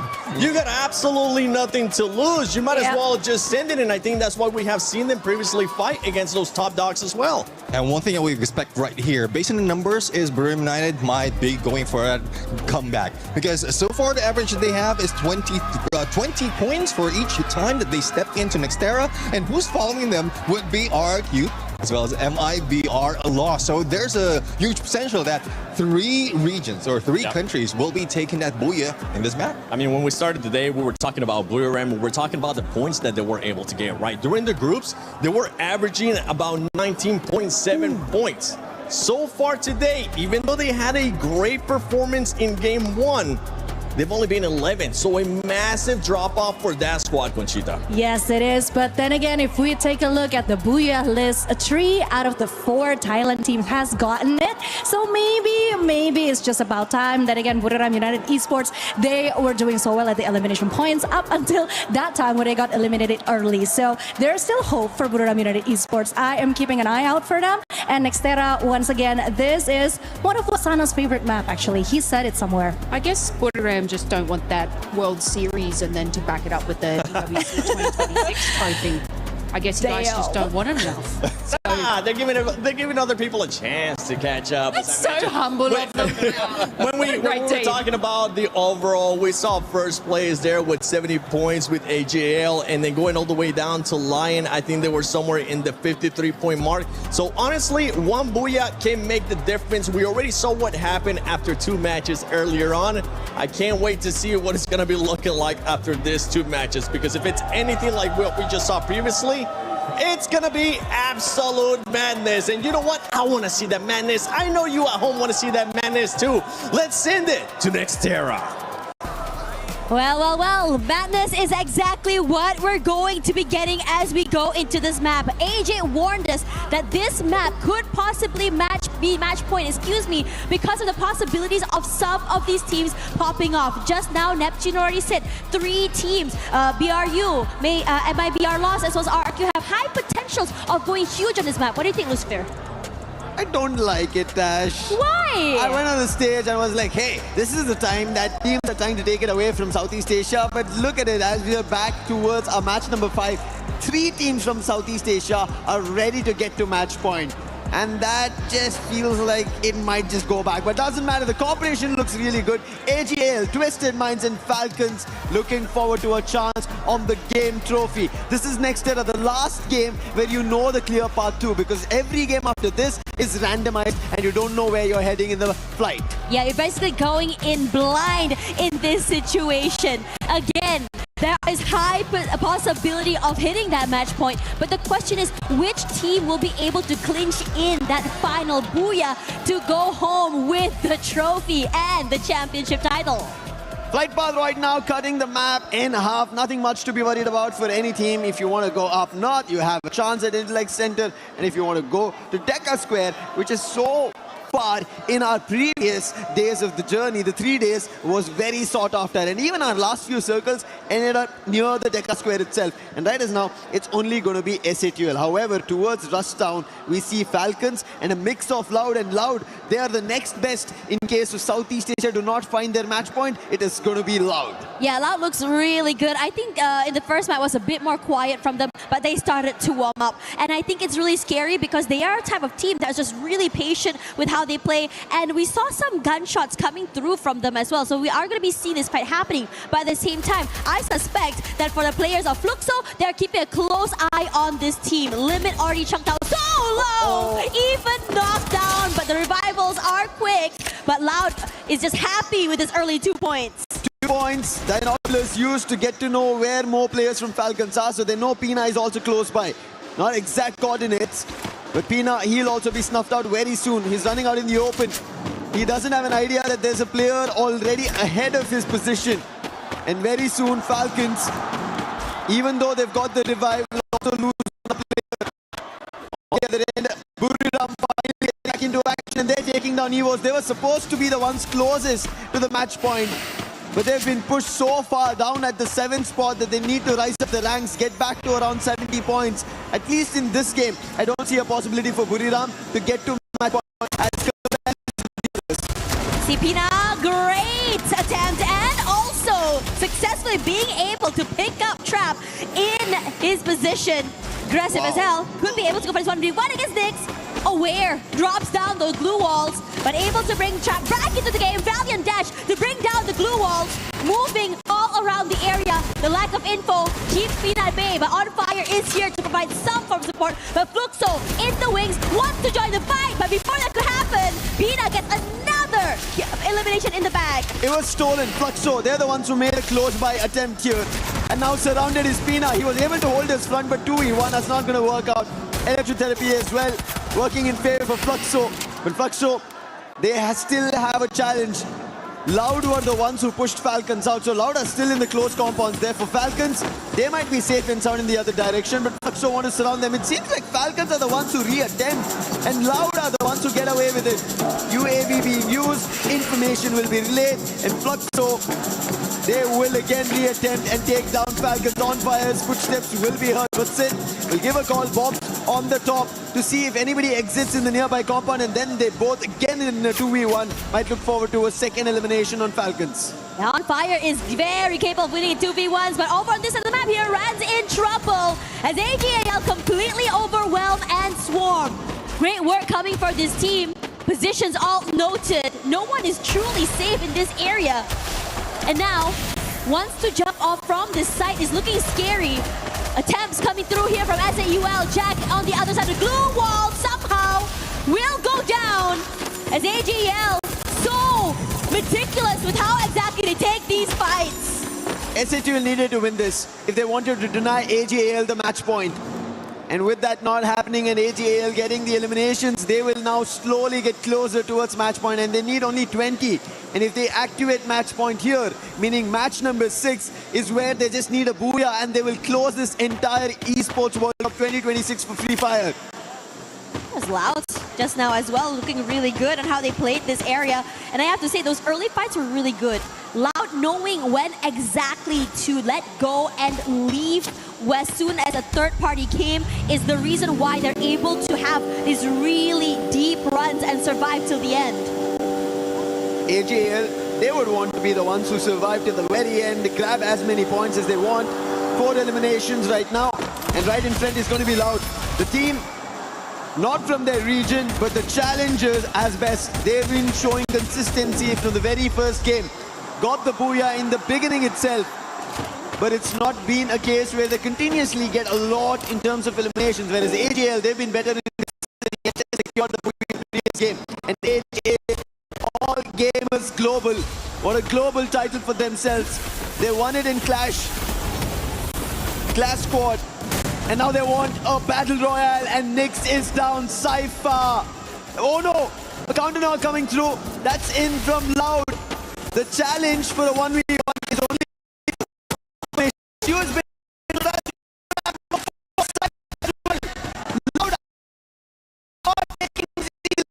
They instantly want to challenge. Nice hit coming with the throwable. Cypher is still brought back to life. Chrono being used.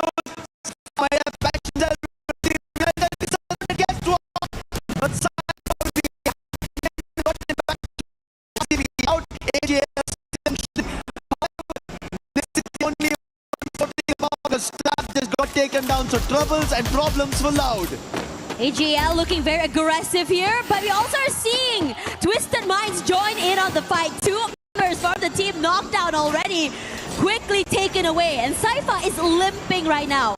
Forced to hide in a corner, forced to just really keep quiet and keep his head down. If he wants to be able, just go for that reset. Regardless, the rest of Twisted Minds not really interested in going in for this hunt, rather prioritizing survivability and positions later. But as for this side of the map here, Fluxo hit toe-to-toe up against the Falcons. Fluxo, W7M.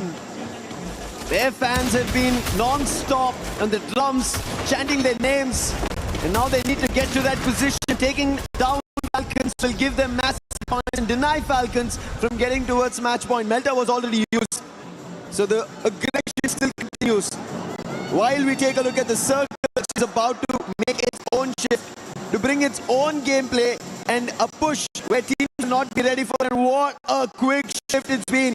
Drops one, move to the complete east, leaving only almost Twisted at the center of it, and a team like the Flow is being towards Twisted, they being the champions as well. SEO wants to go into this fight, wants to be able to play comeback here, but Fluxo is definitely not a foe to be underestimated here. Troll, great on the opening. They were aware of his rotation from the other side. A nice piece of cut across. They've been able to do it. MT7's position noted, but movement is good.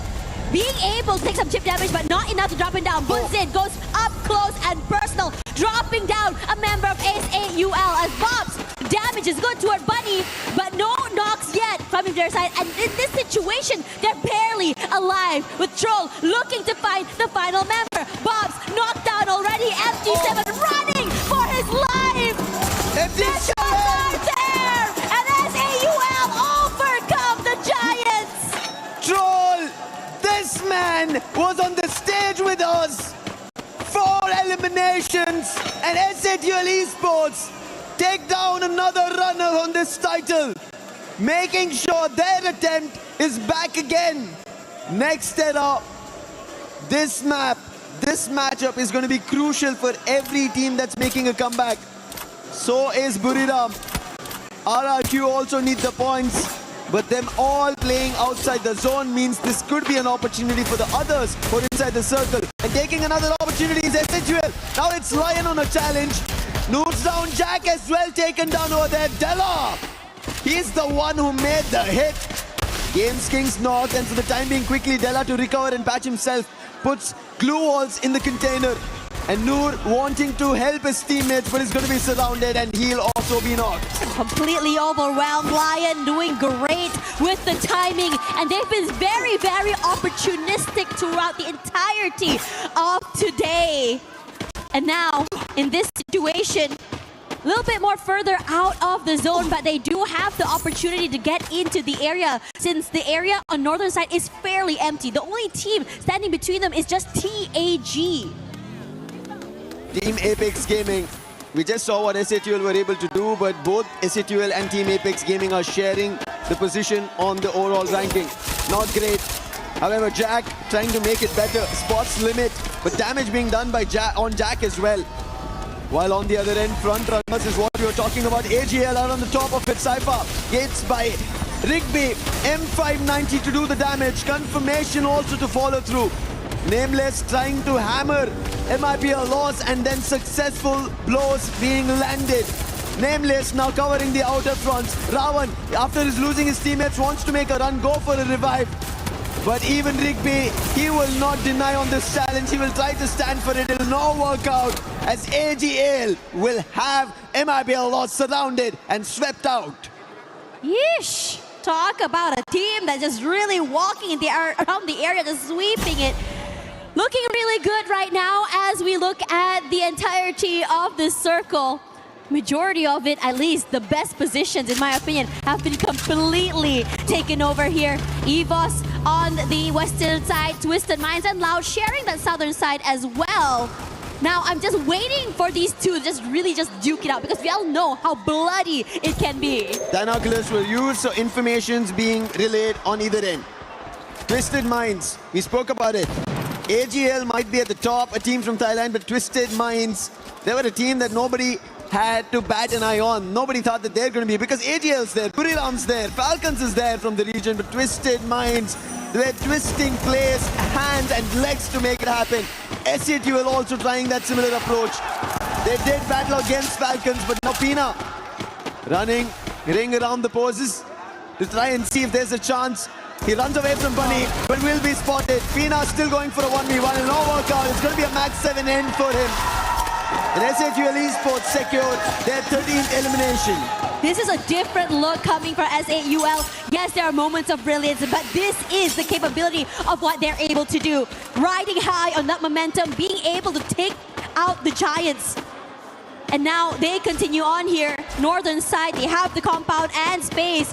And if you were to look at the zone right now, the southern side is about to get hectic. A majority of teams rotating through. Looking at the areas as well, for AGAL, I would say this is one of their best ones. 10 eliminations, not too far there. As the Falcons and SAUL each are getting completely destroyed in their own compounds and areas. AGL, two different teams in front of them, Twisted Minds as well as Loud. But Buriram, they have only one, that's going to be RRQ. Get High is out. Problem striking, Dutch confirms, Lance as well. And Vasana trying to bring Buriram back. He will be put to his knees. Dutch will be recovered because Lance is closer. Buriram having a teammate, Jonah, who gets closer. Moshi from afar tried his shots, but none of them worked or connected to RRQ. But this breather was enough. Buriram is back in action, and Buriram also getting help from EVOS. And now EVOS helping them out. RRQ are in trouble. Dutch, can he recover this? Only good for an exchange, and instantly he will be shut down. And that's the end for RRQ. RRQ looked like they had a really great start there. Burbia, this is a situation they really needed. Quiet in the last two games, needing to play catch up despite the great start. As for SAUL, Bunny getting knocked down by Lion. Making sure that they dot their I's and cross their T's, and even going for more. EVOS is now pressured since Lion does have a high ground advantage. All Gamers Global now making a rush towards Loud. Already a casualty over there. Can they confirm the elimination? No, Loud managed to recover, but the push is still there. And helping out was Twisted Minds, and in an instant, Loud wanted to get out, and all they get out is out of the game into the lobby. Loud Snickers. They were almost consistent, but with only 4 points in this game, nothing much, but more points coming in for Buriram United Esports as Twisted Minds did help out over there to AGL. Now they have their own concerns. Yeah, they're on top side here. They are safe for the time being. When they found Limit, they knock him down. As for EVOS, wants to wrestle away this space away from Lion. But they're just getting knocked out. The space just running out. Della waiting in the wings. His teammates shepherding the players of EVOS toward him.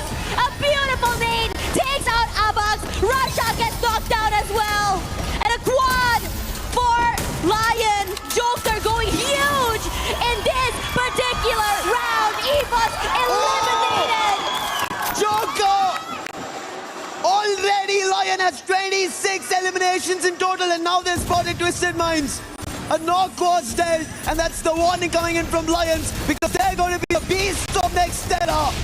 Falcons KYUEROX trying to close the distance between Buriram as well as Twisted Minds, but he only read that there was players on the roof, not inside the compound. And KYUEROX, if he jumps in, it's going to be trouble, but trouble already for AGL right behind the bus. Riptide Rhythm, Flash Freeze all being used, and Lion are peppering them with bullets, and Twisted Minds are dropping nades after nades to trouble AGL.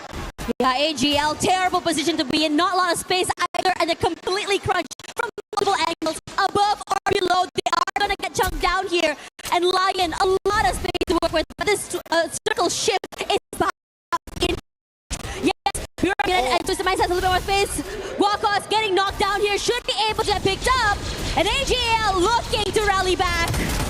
Lion quickly recovered. Thankfully, they did not lose their sniper.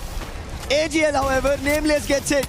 But there is a chance, glue wall and recovery. This is just the back and forth now. Explosive finds on Joker. Will be a quick recovery, but Explosive, can he find another? Nice monster truck being brought down. Blocking vision for the time being. Joker trying to find an angle. It's not possible for the time being. But Lion, if they pull this off, 27 eliminations already. We were talking about records. They might be getting closer. Aurora was the last time whom I managed to get closer to it. But they did not close it out. And all Lion are doing is knock after knock after knock. We have to see when do teams manage to not able to rise up. No revives. And finally it seems like AGL have had enough. They make a rush. They are forced to take this fight as well. AGL, a bad situation turned into a good one. Desperation turned into a win. They have the space right now, looking to overwhelm the players of Buriram United. And this is huge. Really stop Buriram United in their tracks. Continue their silent run throughout the last few maps. Buriram United, their backs out in the open. Lion takes full advantage of this. Pasana knocked down. Well, get high, barely alive. But they're holding on for for life as the AGL members also are in trouble. Trouble is not stopping. Cypher managed to jump, but he'll still be picked off. That's going to be the Twisted Minds, and AGL are out. Comes down to the last two teams. Lion and Twisted Minds. Twisted Minds are getting closer towards the match point, but Lion have a race to reach. Opening yet to be found. Games King was knocked, but that's not going to be enough. Twisted Minds now rotating, trying to climb up the hill, but Joker at the angle. He puts jump down, needs a confirmation, and that's when the numbers will change. And this is really interesting because both these teams, we haven't seen a very healthy fight in a while here. Joker decides to move away here. Both players, both teams looking to prioritize positioning. They know exactly where the Twisted Minds players are. And Lion wants to try and take away that space. But it's a high climb, playing this angle where Twisted Minds have all the advantage. Diamond with the high ground, and even those snipers. It's going to be really hard to really challenge this space. Riptide Rhythm being used, but he'll not be troubled. On the other end, Diamond will be, because Joker came up close. Putting the player on the roof down, and now look at this, Lion closing in because they know the zone's closing out. Twisted Minds, Della as well close by. They need the confirmation. Twisted Minds have lost the player. Games King finds the boss. More following through. Jump is down. One last player, and Lion, they run. They get the booyah, and they take and break everything on Nextera. Nextera was said to be a map for other teams, but they decide to go aggressive. They decide to take this fight with gusto, and they are fearless. From a bad situation to a good one, disadvantages upon disadvantages, and turned into advantages somehow. This team rally, and this team decides to overwhelm. Don't count them out. And suddenly, everything up in the air. Match point is still, we're still wondering when exactly that's gonna happen. They crushed keys yesterday, and today opportunities of match point being crushed. 45 total points. Lion break all the records that anybody thought could have been left as it is by Falcons, which was done. Aurora got closer, but they couldn't. And Lion, they do it. The beasts of Nextera making a comeback in the grand finals. Looking forward to match point. What a play, what a position. Look at this, Joker, unbelievable stuff.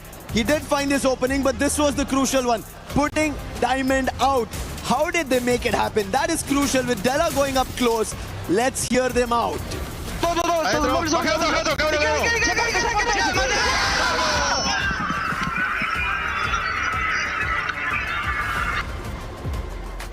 Crazy work coming from Azal. You could tell how much they wanted it. They were super, super hyped. Like as you mentioned, match point denial coming from this team. And if you were to see their record throughout this entirety of the week, they didn't really get activated up until later. We've seen moments of it, and our records are broken. And most importantly, what the heck was that ending? What was that indeed? I agree with you. But AGAL, they got 22 points, and now I'm afraid. It was 70 points before we started this game, and now that match 5's ended, I think they've made it to match point. The only team that have made it to match point. We'll take a look at it, but let's talk about the key players. We were talking, the highlight was entirely on Games King when we always spoke about Lion. Yes, in his region, when we were seeing their games, it was, yes, him, the MVP, finding eliminations, but when it was necessary, the whole team stepped up, except for his name. Everybody else was there. That tells you when Games King could play his own game, and on top of it, Joker as the sniper. Oh my God. He made sure Twisted Minds, if they thought they had a chance, it will be swept, vanquished, and cleared from their minds. You know what's really interesting as well? We talked about it because Twisted Minds had the prime positioning. They had the compound, they had the high ground. Even Diamond on the top side there had all the information he needed. But that one shot coming in from Lion to take down Diamond, and suddenly it just felt like a huge collapse. Suddenly all their defenses fell apart. And that's what I like seeing for Lion. You are being very, very opportunistic to turn the tides. Regardless, we're going to take a breather, and when we come back, let's see what exactly will be going on here in the Grand Finals. We were there for every click, every clutch, every respawn. We were there for the years of grind, and we're here now. The proud founding partner of EWC, powering the biggest event in gaming, shoulder to shoulder with the world's best, making history. Greatness deserves a stage. Lenovo Legion, reach your impossible.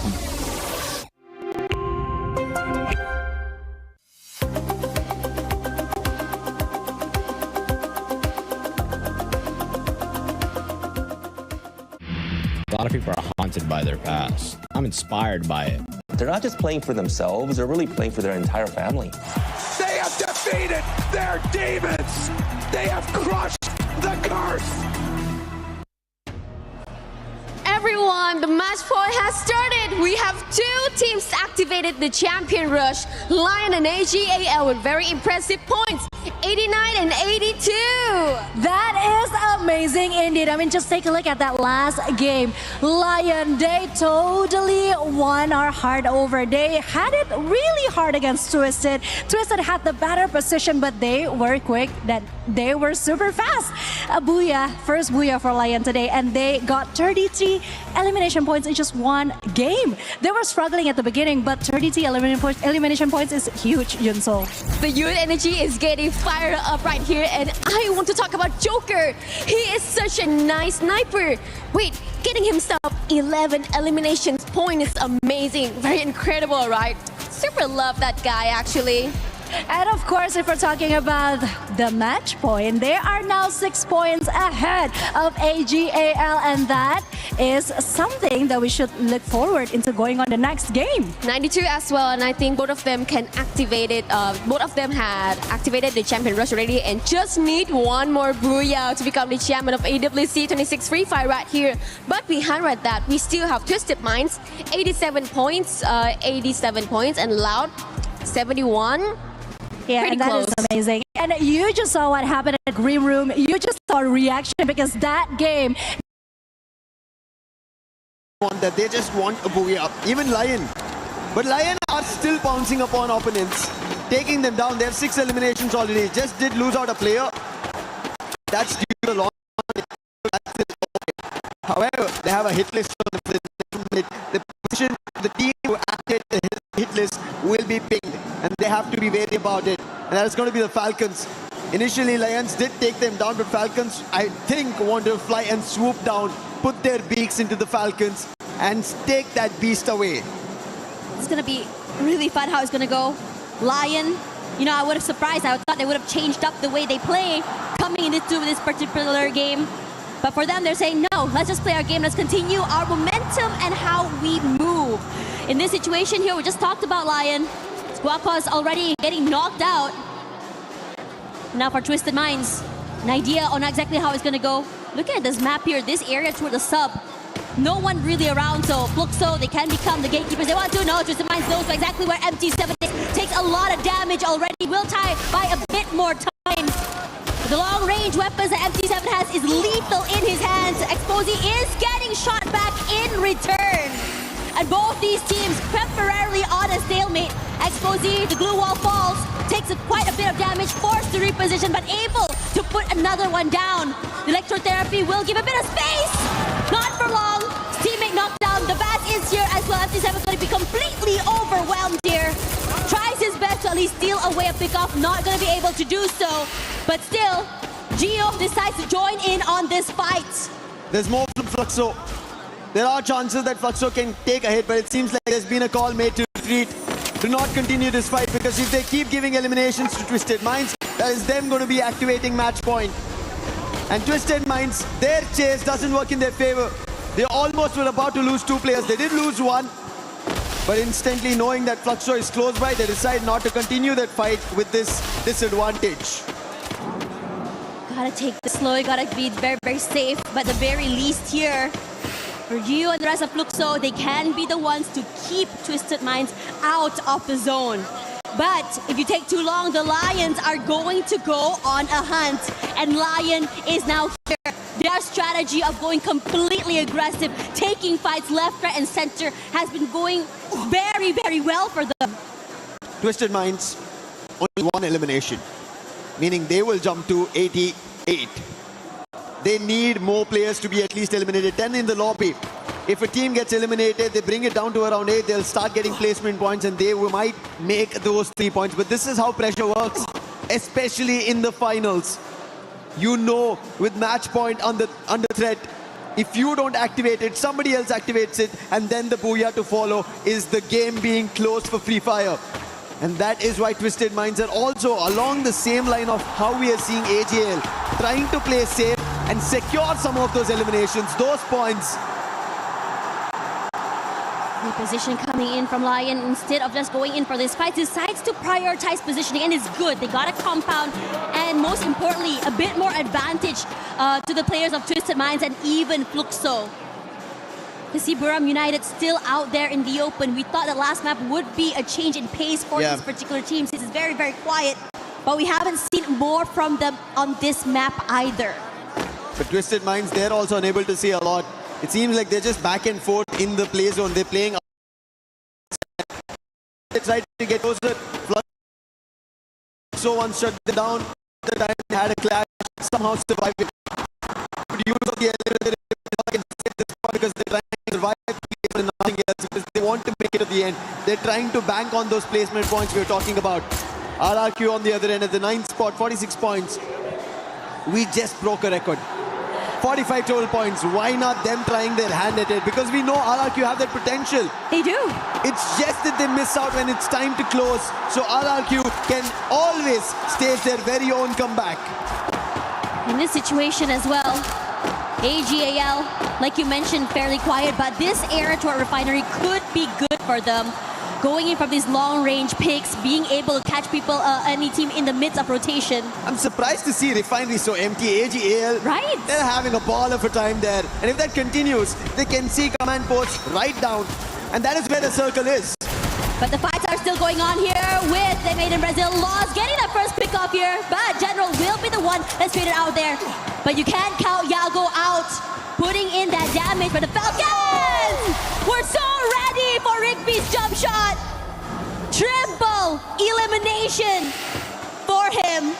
Aggressive as heck, and another step forward to their own match point. With MIBR loss, able to bring 1 player in the game. You need more if you want to bring the whole team. Not enough coins to be able to do so. Problems for every team who want to get closer to match point. Loud have only 4 eliminations. Falcons want to make their way, but they need around 27 in total. They have earned 10 of those eliminations. AGL finally making a rotation out of the refinery. We spoke about it. Circle is not there. With the position that they hold, they have a clear front to move around. And that's how they decide to rotate as well.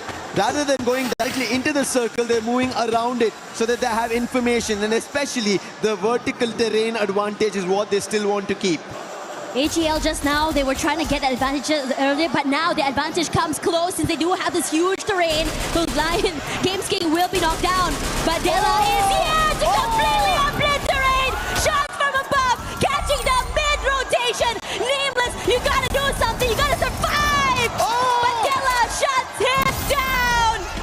A quadra kill from this player to further their way into the game. And a heartbreak for AGAL.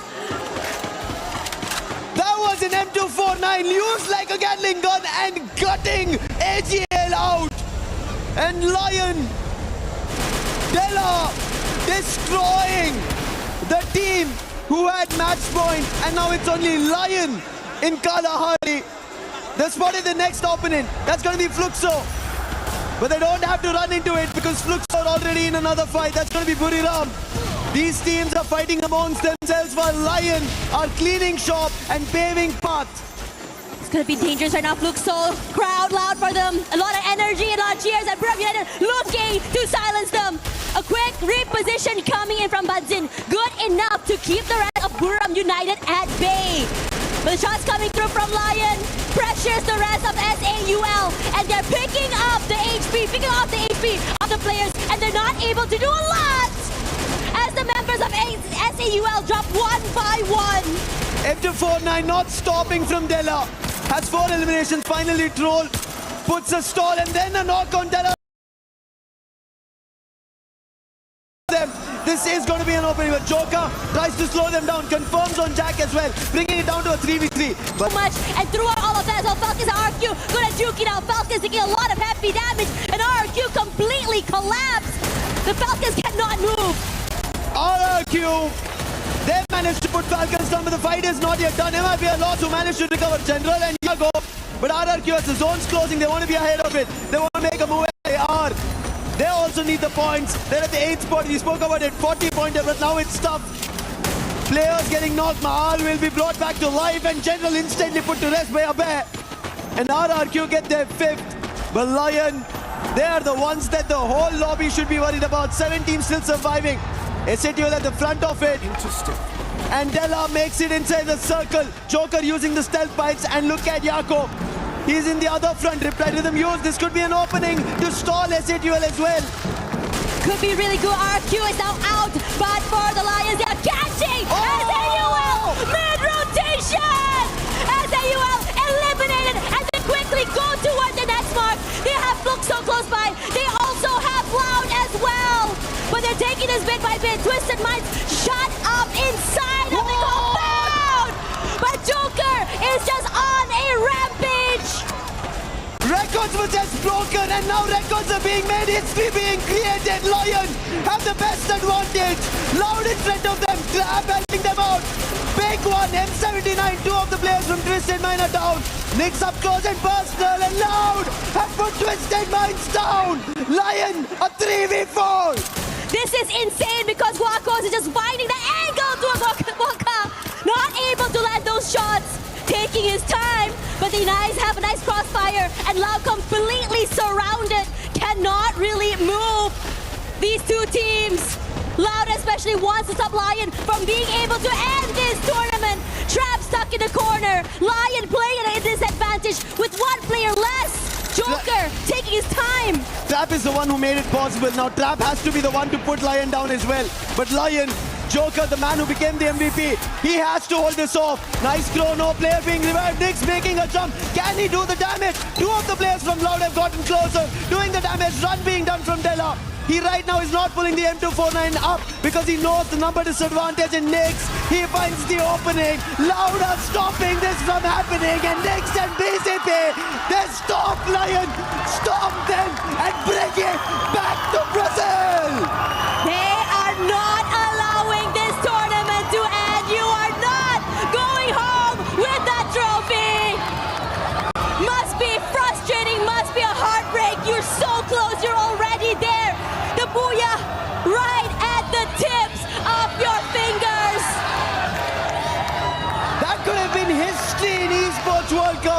2026 in Paris. There have been a lot of firsts that happen on this stage.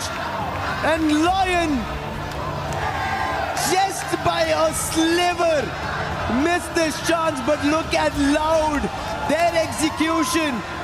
Trap, he started it all with the M79, using the launchers, denying everybody from getting closer. Twisted Minds getting shattered within the compound.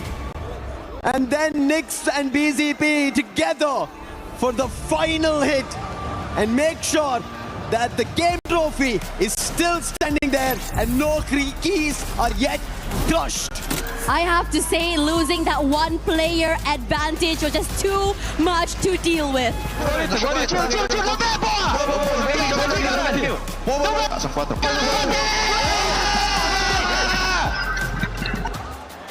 Look at Loud. That's a Loud reaction. The way they managed to hold this off. Trap. Yes, you have done magic. You have done the almighty as of now. That's what you pulled off over there. Otherwise, Lion, they were about to be the beasts of EWC 26 Paris Free Fire. Unbelievable, a back-to-back booyah to just close it off, close the stage. But Loud say that no, not yet. We are here. Southeast Asia has taken it away from us many times, but this time no, Brazil wants it, keeping the lifeline open. And Loud will strike this hammer for the game number 7, our match 7, which is going to happen next. But what a game this was. They're so proficient in getting those eliminations as well. Didn't change their momentum or style of play. Didn't even slow down. AJL a bit more quiet this time, prioritizing survivability. However, that target on their backs meant that they were getting hunted left, right, and center. And I would say that if this team decides to play like Lion, play their own game, they would have had a way deeper run. Regardless, now that the map is still going on, let's have a look at what Lion has to say about that map earlier. Hello everyone, Karo Bombshell here back on stage. Oh my god. And if you guys don't understand what, that means, Falcons in 2024, it was 28 eliminations and a booyah. So for, last 33 eliminations and a booyah. Decisions based on the circle, it was Loud that prevailed with their members' advantage. We heard it early on from Joker that there was just a bit of miscommunication because they were at a man disadvantage, the 3v4. And that is enough for Loud to now join the ranks of a team that can win it. Back for Brazil, and you know who's going to be proudest if Loud actually wins? The Corinthians. Oh, yeah, absolutely, man. Now, Loud, they are the only ones here on the Grand Finals battlefield that have got 2 booyahs to their name, but can they go back-to-back? We just played Kalahari, now we're about to hop on into Solara. Ladies and gentlemen, boys and girls, this is game number 7. Does it end here? 4 squads have the chance to do it. Many others have a opportunity to play spoilers. This could be where the trophy gets lifted. Lion sitting at top 124 points, but once you cross the 90-point threshold, the point starts mattering as much as the booyah. Yeah. It's not how you start, it's how you finish. And if Lion lets this slip away, the most they get is a second placement. And what better map to have it being decided than Solara? Very interesting drop here for Buriram. They were going towards the hub and then they used their binoculars to scan out the plays here. EVOS as well as Team Apex Gaming scanned out by Buriram, and now the Giants from Thailand want to go out hunting. Sending Jonah up front first. Studio's about to be another binocular used. Especially as he can scan tag as well as EVOS. They don't get messy at the studio. I wonder if KYU is going to try and go on hunt. I mean, they need to. Show a bit of that desperation, right? Which much needed. I mean, Tag has already lost 2 of their members. I believe it's EVOS that claimed the first 3 points, which the Indonesian squad so far haven't been showing up. In fact, both the Indonesian squad were top 3 last year, and right now they're not even at the threshold of 90 points, but this SDC replay at least gives us a good insight of how EVOS were able to get off on a good foot. Unfortunately, it's just the mini Uzis in the hands of the players there from the side of Tag, as you saw. And EVOS having an advantage with the weapons that they were able to initially collect, probably because they hit the ground first. And 2 crucial points for them. Tag, on the other hand, with those revives, KD God will find Bobs as Team Apex Gaming tries to rotate out of the compound. Going to be bumping into Fluxo, but KD God, split up from the rest of his team members, could not take more than 1 life. 3 teams have a chance to reach the threshold if we don't end here. Fluxo, Buriram United, and to a degree, Falcons. Obviously, Falcons are the closest if they do make that run, which we have seen miracles before. Yeah. There are some good storylines. BRU now up against EVOS. As expected, they are on the hunt. They are on the prowl. But will they be able to take the Predators, the White Tigers of Indonesia, out of the race here? They have called out for the lightning zone, which means it's going to be tough for EVOS to run away. If they get hit by one of those lightning bolts, you know they're going to get marked by that Moko as well. Aim God, Apex, trying to boost themselves away out of the compound on the slide rails. Jonah, AC-80 in hand. And those glue walls just keeping the boys safe for the time being. And RRQ on the opposite side in a little bit of a pickle as EVOS out of the pen into the fire. The Lions catch hold of the Tigers. And Hawkers actually starting off well. That's 2 of them down already with the help of Games King. Unfortunate circumstances for EVOS, but great for Lion. Good time to also point out this Hawkers. This is his first year in competitive Free Fire. He joined the team back in February, and here he is now at the Cups of Glory with the 3 other veterans who were in the global finals last year that finished 10th with Movie Star R7. The kind of miracle that SHUL was expecting to achieve here on the grand final stage being achieved by Yakots. Gotta appreciate it, man. I mean, Games King, we saw that he was willing to let go of his opportunity to graduate with the rest of his buddies, but he represented the nation on our global final stage. Couldn't really walk away with the best, but he has another opportunity here on the world stage. Falcons is bumping into small points on the way in towards that next zone. Loud, on the other hand, not having fun just yet as they were forced to play a little bit of a reset. SHUL, speaking of them, AGAL pumps into them and they clean up house. Stroll's gonna get tagged up here. Moko sees him. Riptide Rhythm breaks down his defenses, and the follow-up from Dew off of the Car 98 makes the job too easy for AGAL, and one final survivor in the name of Jack, trying his best to get away. Yeah, completely taking over Casa Vista. So Jack on the run, puts in finding Aim God on the wayside. So Lau's probably going to be slowing down for now, and BRU doing the complete opposite. Shoto tries to book it out of there, so the captain will hold the fort as he lets the ship keep on sailing. On the survival stage, the opponents there were easy picking for SHUL as well as Total 8 Team Apex Gaming. But in a lobby full of monsters, India is struggling. But I say valiant effort, man. Almost nobody expected them to get into the grand final, so it is a big win for these 2 teams, big win for the nation as a whole. I mean, India's making their way back onto global stage after many, many years. And such an achievement is definitely admirable. But how far can they go? Can they now start playing spoilers? Can they keep the competition alive long enough to activate match point for themselves? I mean, that would be a miracle if we ever saw one. We have uncapped games, so there is always that possibility. Oh yeah. Which I do look forward to if we ever get to stretch this out. So far, it seems like the dominant teams are still alive and are still kicking it. Joker, another sharp one on the Moshi, who has not been finding much in this grand finals. Lion has now bumped into EVOS, bumped into Buriram, but of course not the full squad of Buriram. They were able to sneak away via Super Sniper. Now Cluster will not find On Fire. Great blue wall, and he pops the Painted Refuge as well, keeping themselves safe from those grenades. But it's a 3-way battle. Riptide Rhythm breaking down the defenses down in the middle. RRQ now have to be careful. They're about to be backstabbed. Falcons do have a little bit of a leeway here. Rans with the AC-80 has to make sure he doesn't get caught out here by the players on the side of Loud. And Falcons using this opportunity to quickly back away. But the angles will get them caught out. Limit just hiding away as RRQ loses their numbers. Not really the rotation that Falcons wanted to make, but thankfully didn't have too much casualty, and Lau recovers from that exchange. Twisted Minds hearing all of this go down. So Lau is not out of danger just yet. Lightning Zone called out. Some survival play from the squad, or could it be Twisted Minds who are coming in for the attack as well?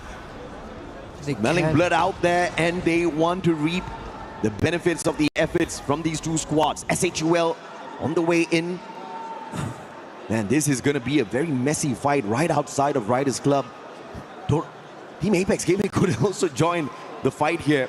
Who wants this most? I mean, it is a battle royale at its finest with that lightning zone out there, but everybody slowly inching closer and closer towards the next circle. Lion versus Buriram. This is round 2. Let's see what happens. Lion wins this. They free themselves up on the western side.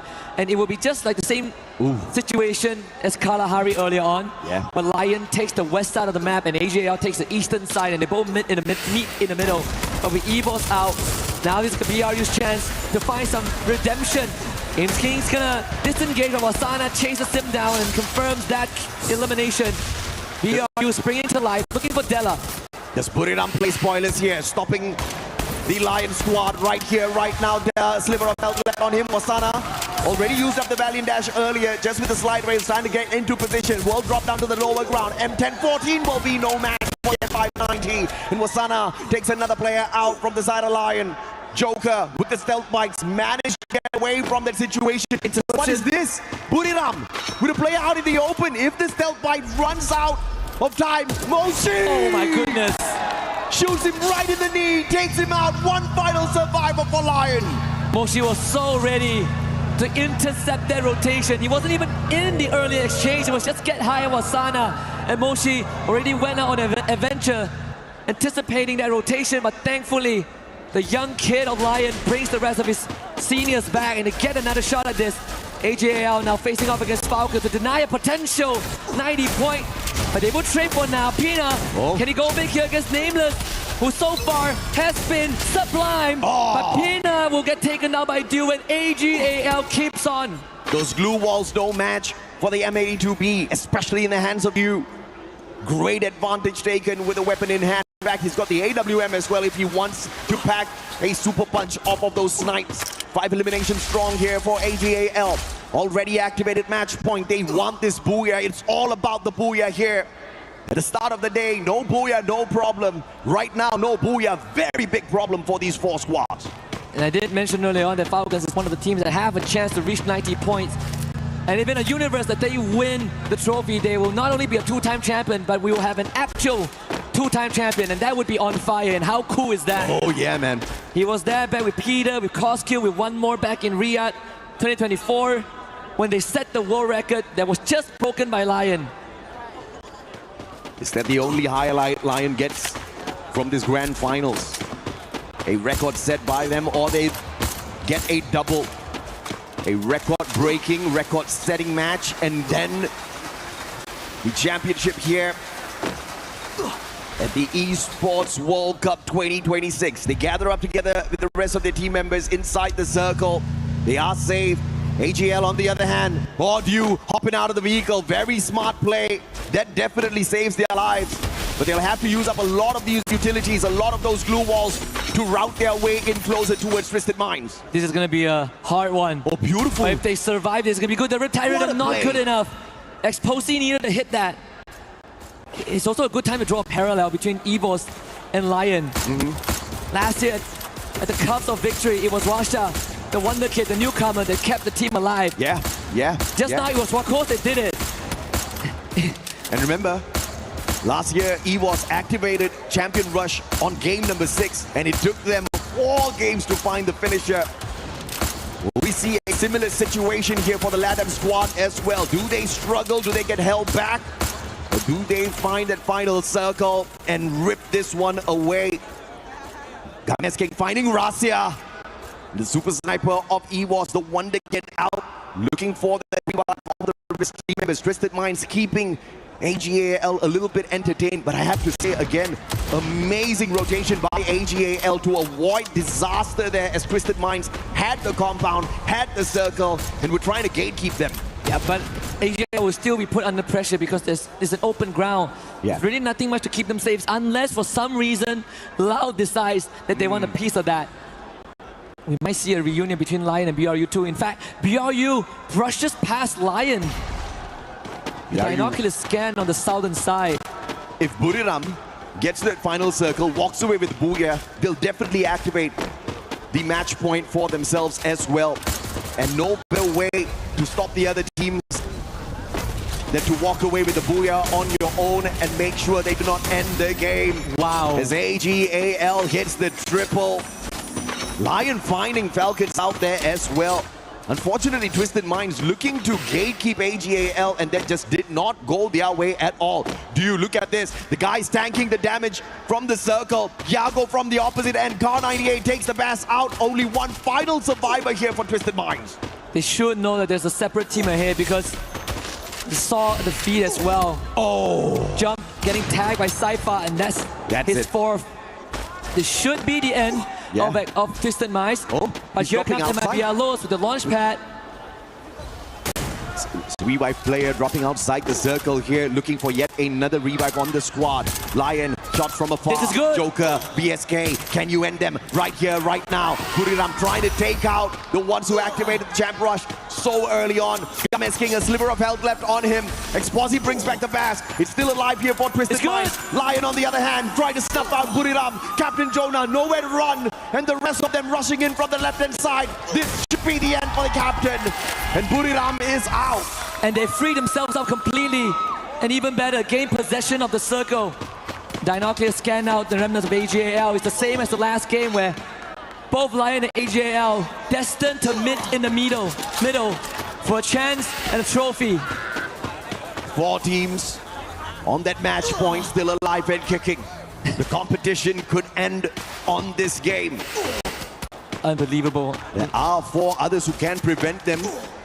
Your reigning defending world champions from EWC still alive and kicking, although they have not really looked super aggressive at all. Booches in, what a double nade, and the side as well to annihilate SEO Esports. AGAL down one man without Cypher, who has been tearing up a storm so far. Can they overcome Laudia? Seems like Dew says, hell yeah, he can. Shots from afar.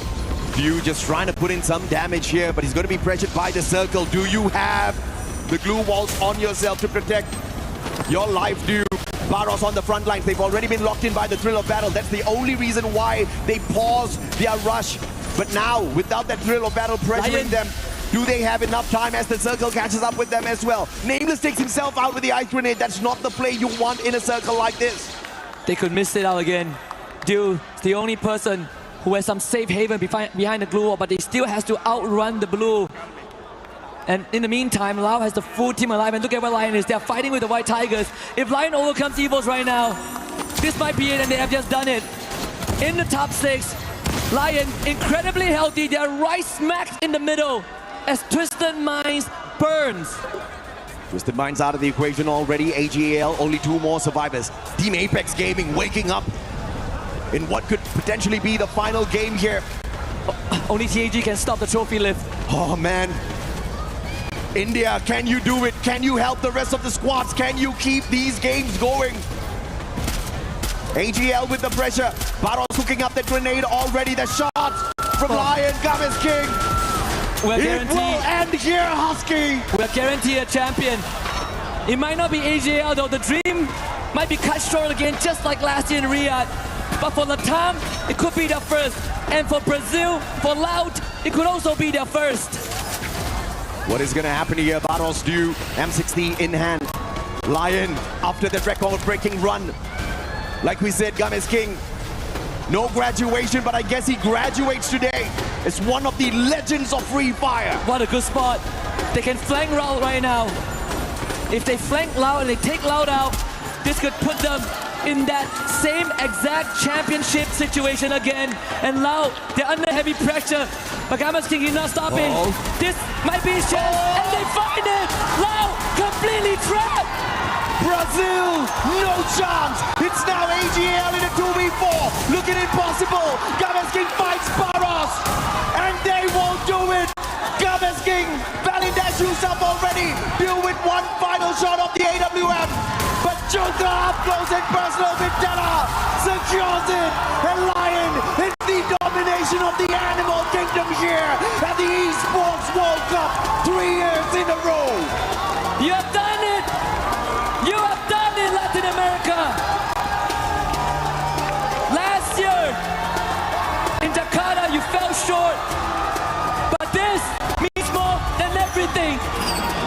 keys to the totem.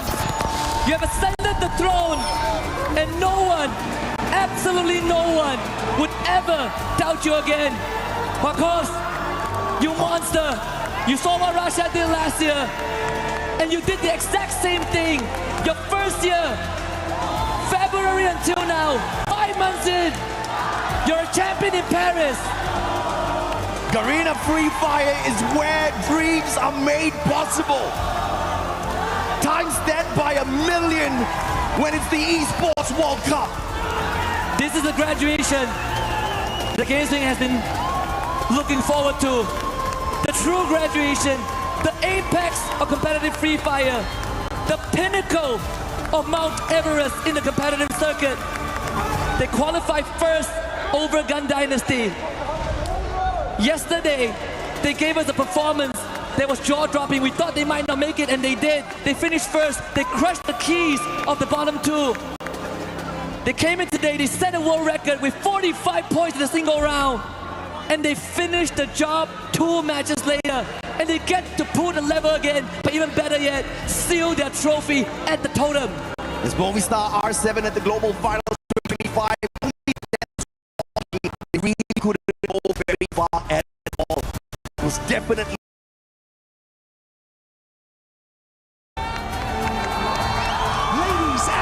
Gentlemen, your 2026 champions of Free Fire at the Esports World Cup. Make some noise for Lion!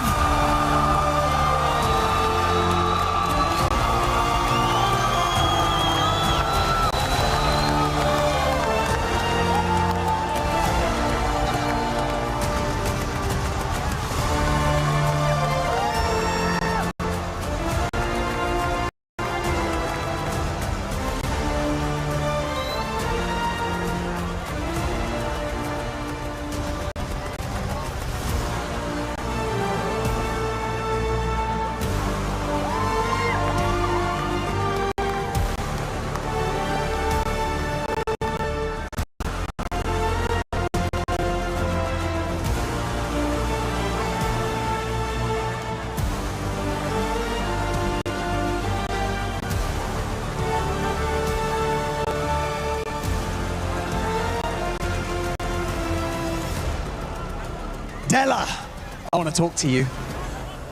To secure a championship here at the Esports World Cup alongside these teammates, what does it mean to you and what would you like to say to them? ¿Qué se siente haber ganado con tus compañeros de equipo? ¿Qué se siente esta victoria y haber ganado con ellos? Bueno, primero que nada, agradecerle a todos, obviamente, por hacer el aguante y los que vinieron también a la hinchada. Y respondiendo a la pregunta, es increíble tener un equipo tan grande como este, jugadores magníficos y poderlos dirigirlos, guiarlos a la victoria. Se me hace un orgullo increíble, se me llena el pecho, el alma se me llena de tener a estos jugadores y que gracias por confiar en mí. First of all, thank you very much to everyone who's been here and has been supporting us, the people who came here to support us. And to answer your question, I'm full. I'm full of this feeling to having these magnificent players, to be able to coach them, to lead them, to be with them through their journey. And I'm just extremely happy and extremely grateful to be able to have these teammates. Well, we have another surprise for you guys. Of course, right here at the Esports World Cup, we have the Sony MVP Tournament Trophy to be giving out. So can I invite the Keymaster over here with our Sony Tournament MVP Trophy? Ladies and gentlemen, your Sony MVP of the tournament, it's Games King. MVP Make some noise!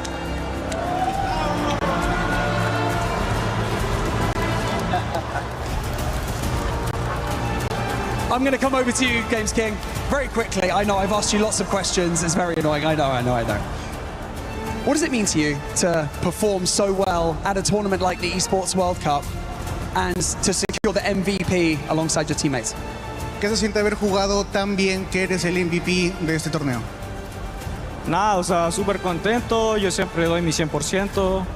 Bueno, no puedo dar mi 100% ya que mi ansiedad no me lo deja, pero hoy jugué con el corazón, jugué con el alma Y los nerviosismos jamás me van a detener y gracias a mis compañeros que sin ellos mi no sería mío. I'm very happy. I always try to give my 100%. I couldn't give my 100% today because of my anxiety. I always throw with it. But thank you very much to all my teammates, because without them, I wouldn't be MVP. Well, I can't wait to see what you're like at 100% at your next international event. Come on over here.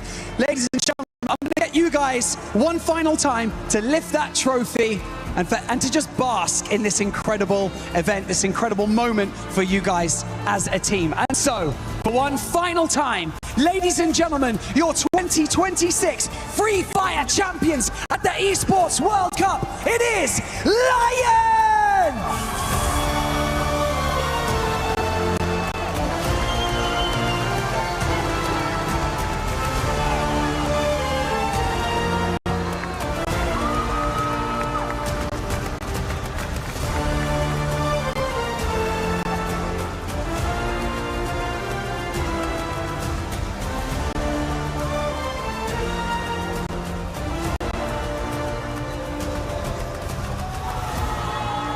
It wasn't Thailand.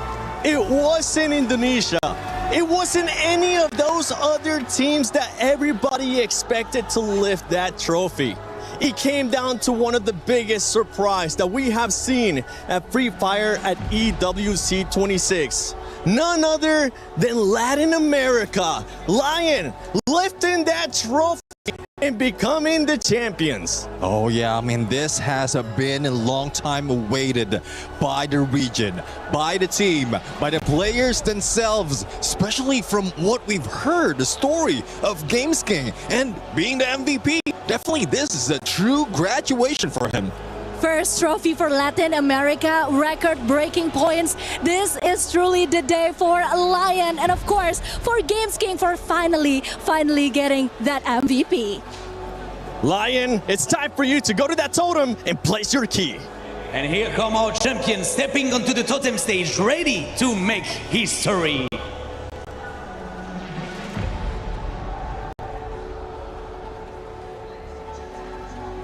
Congratulations once again. Now you must choose 3 teams and recover the destroyed keys. So the first question is very simple. Which key and which team do you want to pick? Seleccionar 3 trofeos. Ahora tienen que seleccionar 3 medallas para destruir. Así que la primera pregunta es, ¿cuál de los equipos quieren destruir primero y poner en su trofeo? Which team do you want? ¿Qué equipo quiere?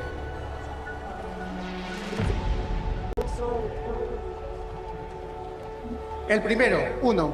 MBR, Fluxo, and the third one? El otro. No, pero el primero, pará. Burinan. Tercero, EOS.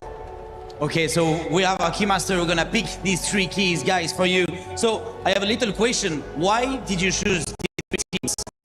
Porque he escogido son y EOS el año pasado.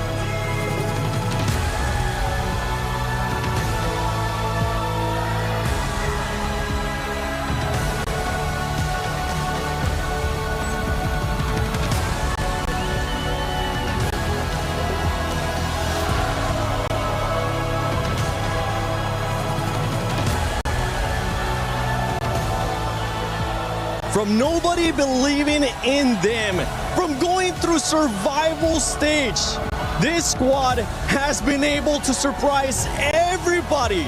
The top dogs had nothing against them. Latin America, you are the best in the world when it comes to Free Fire at EWC 26. Latin America, eres el mejor.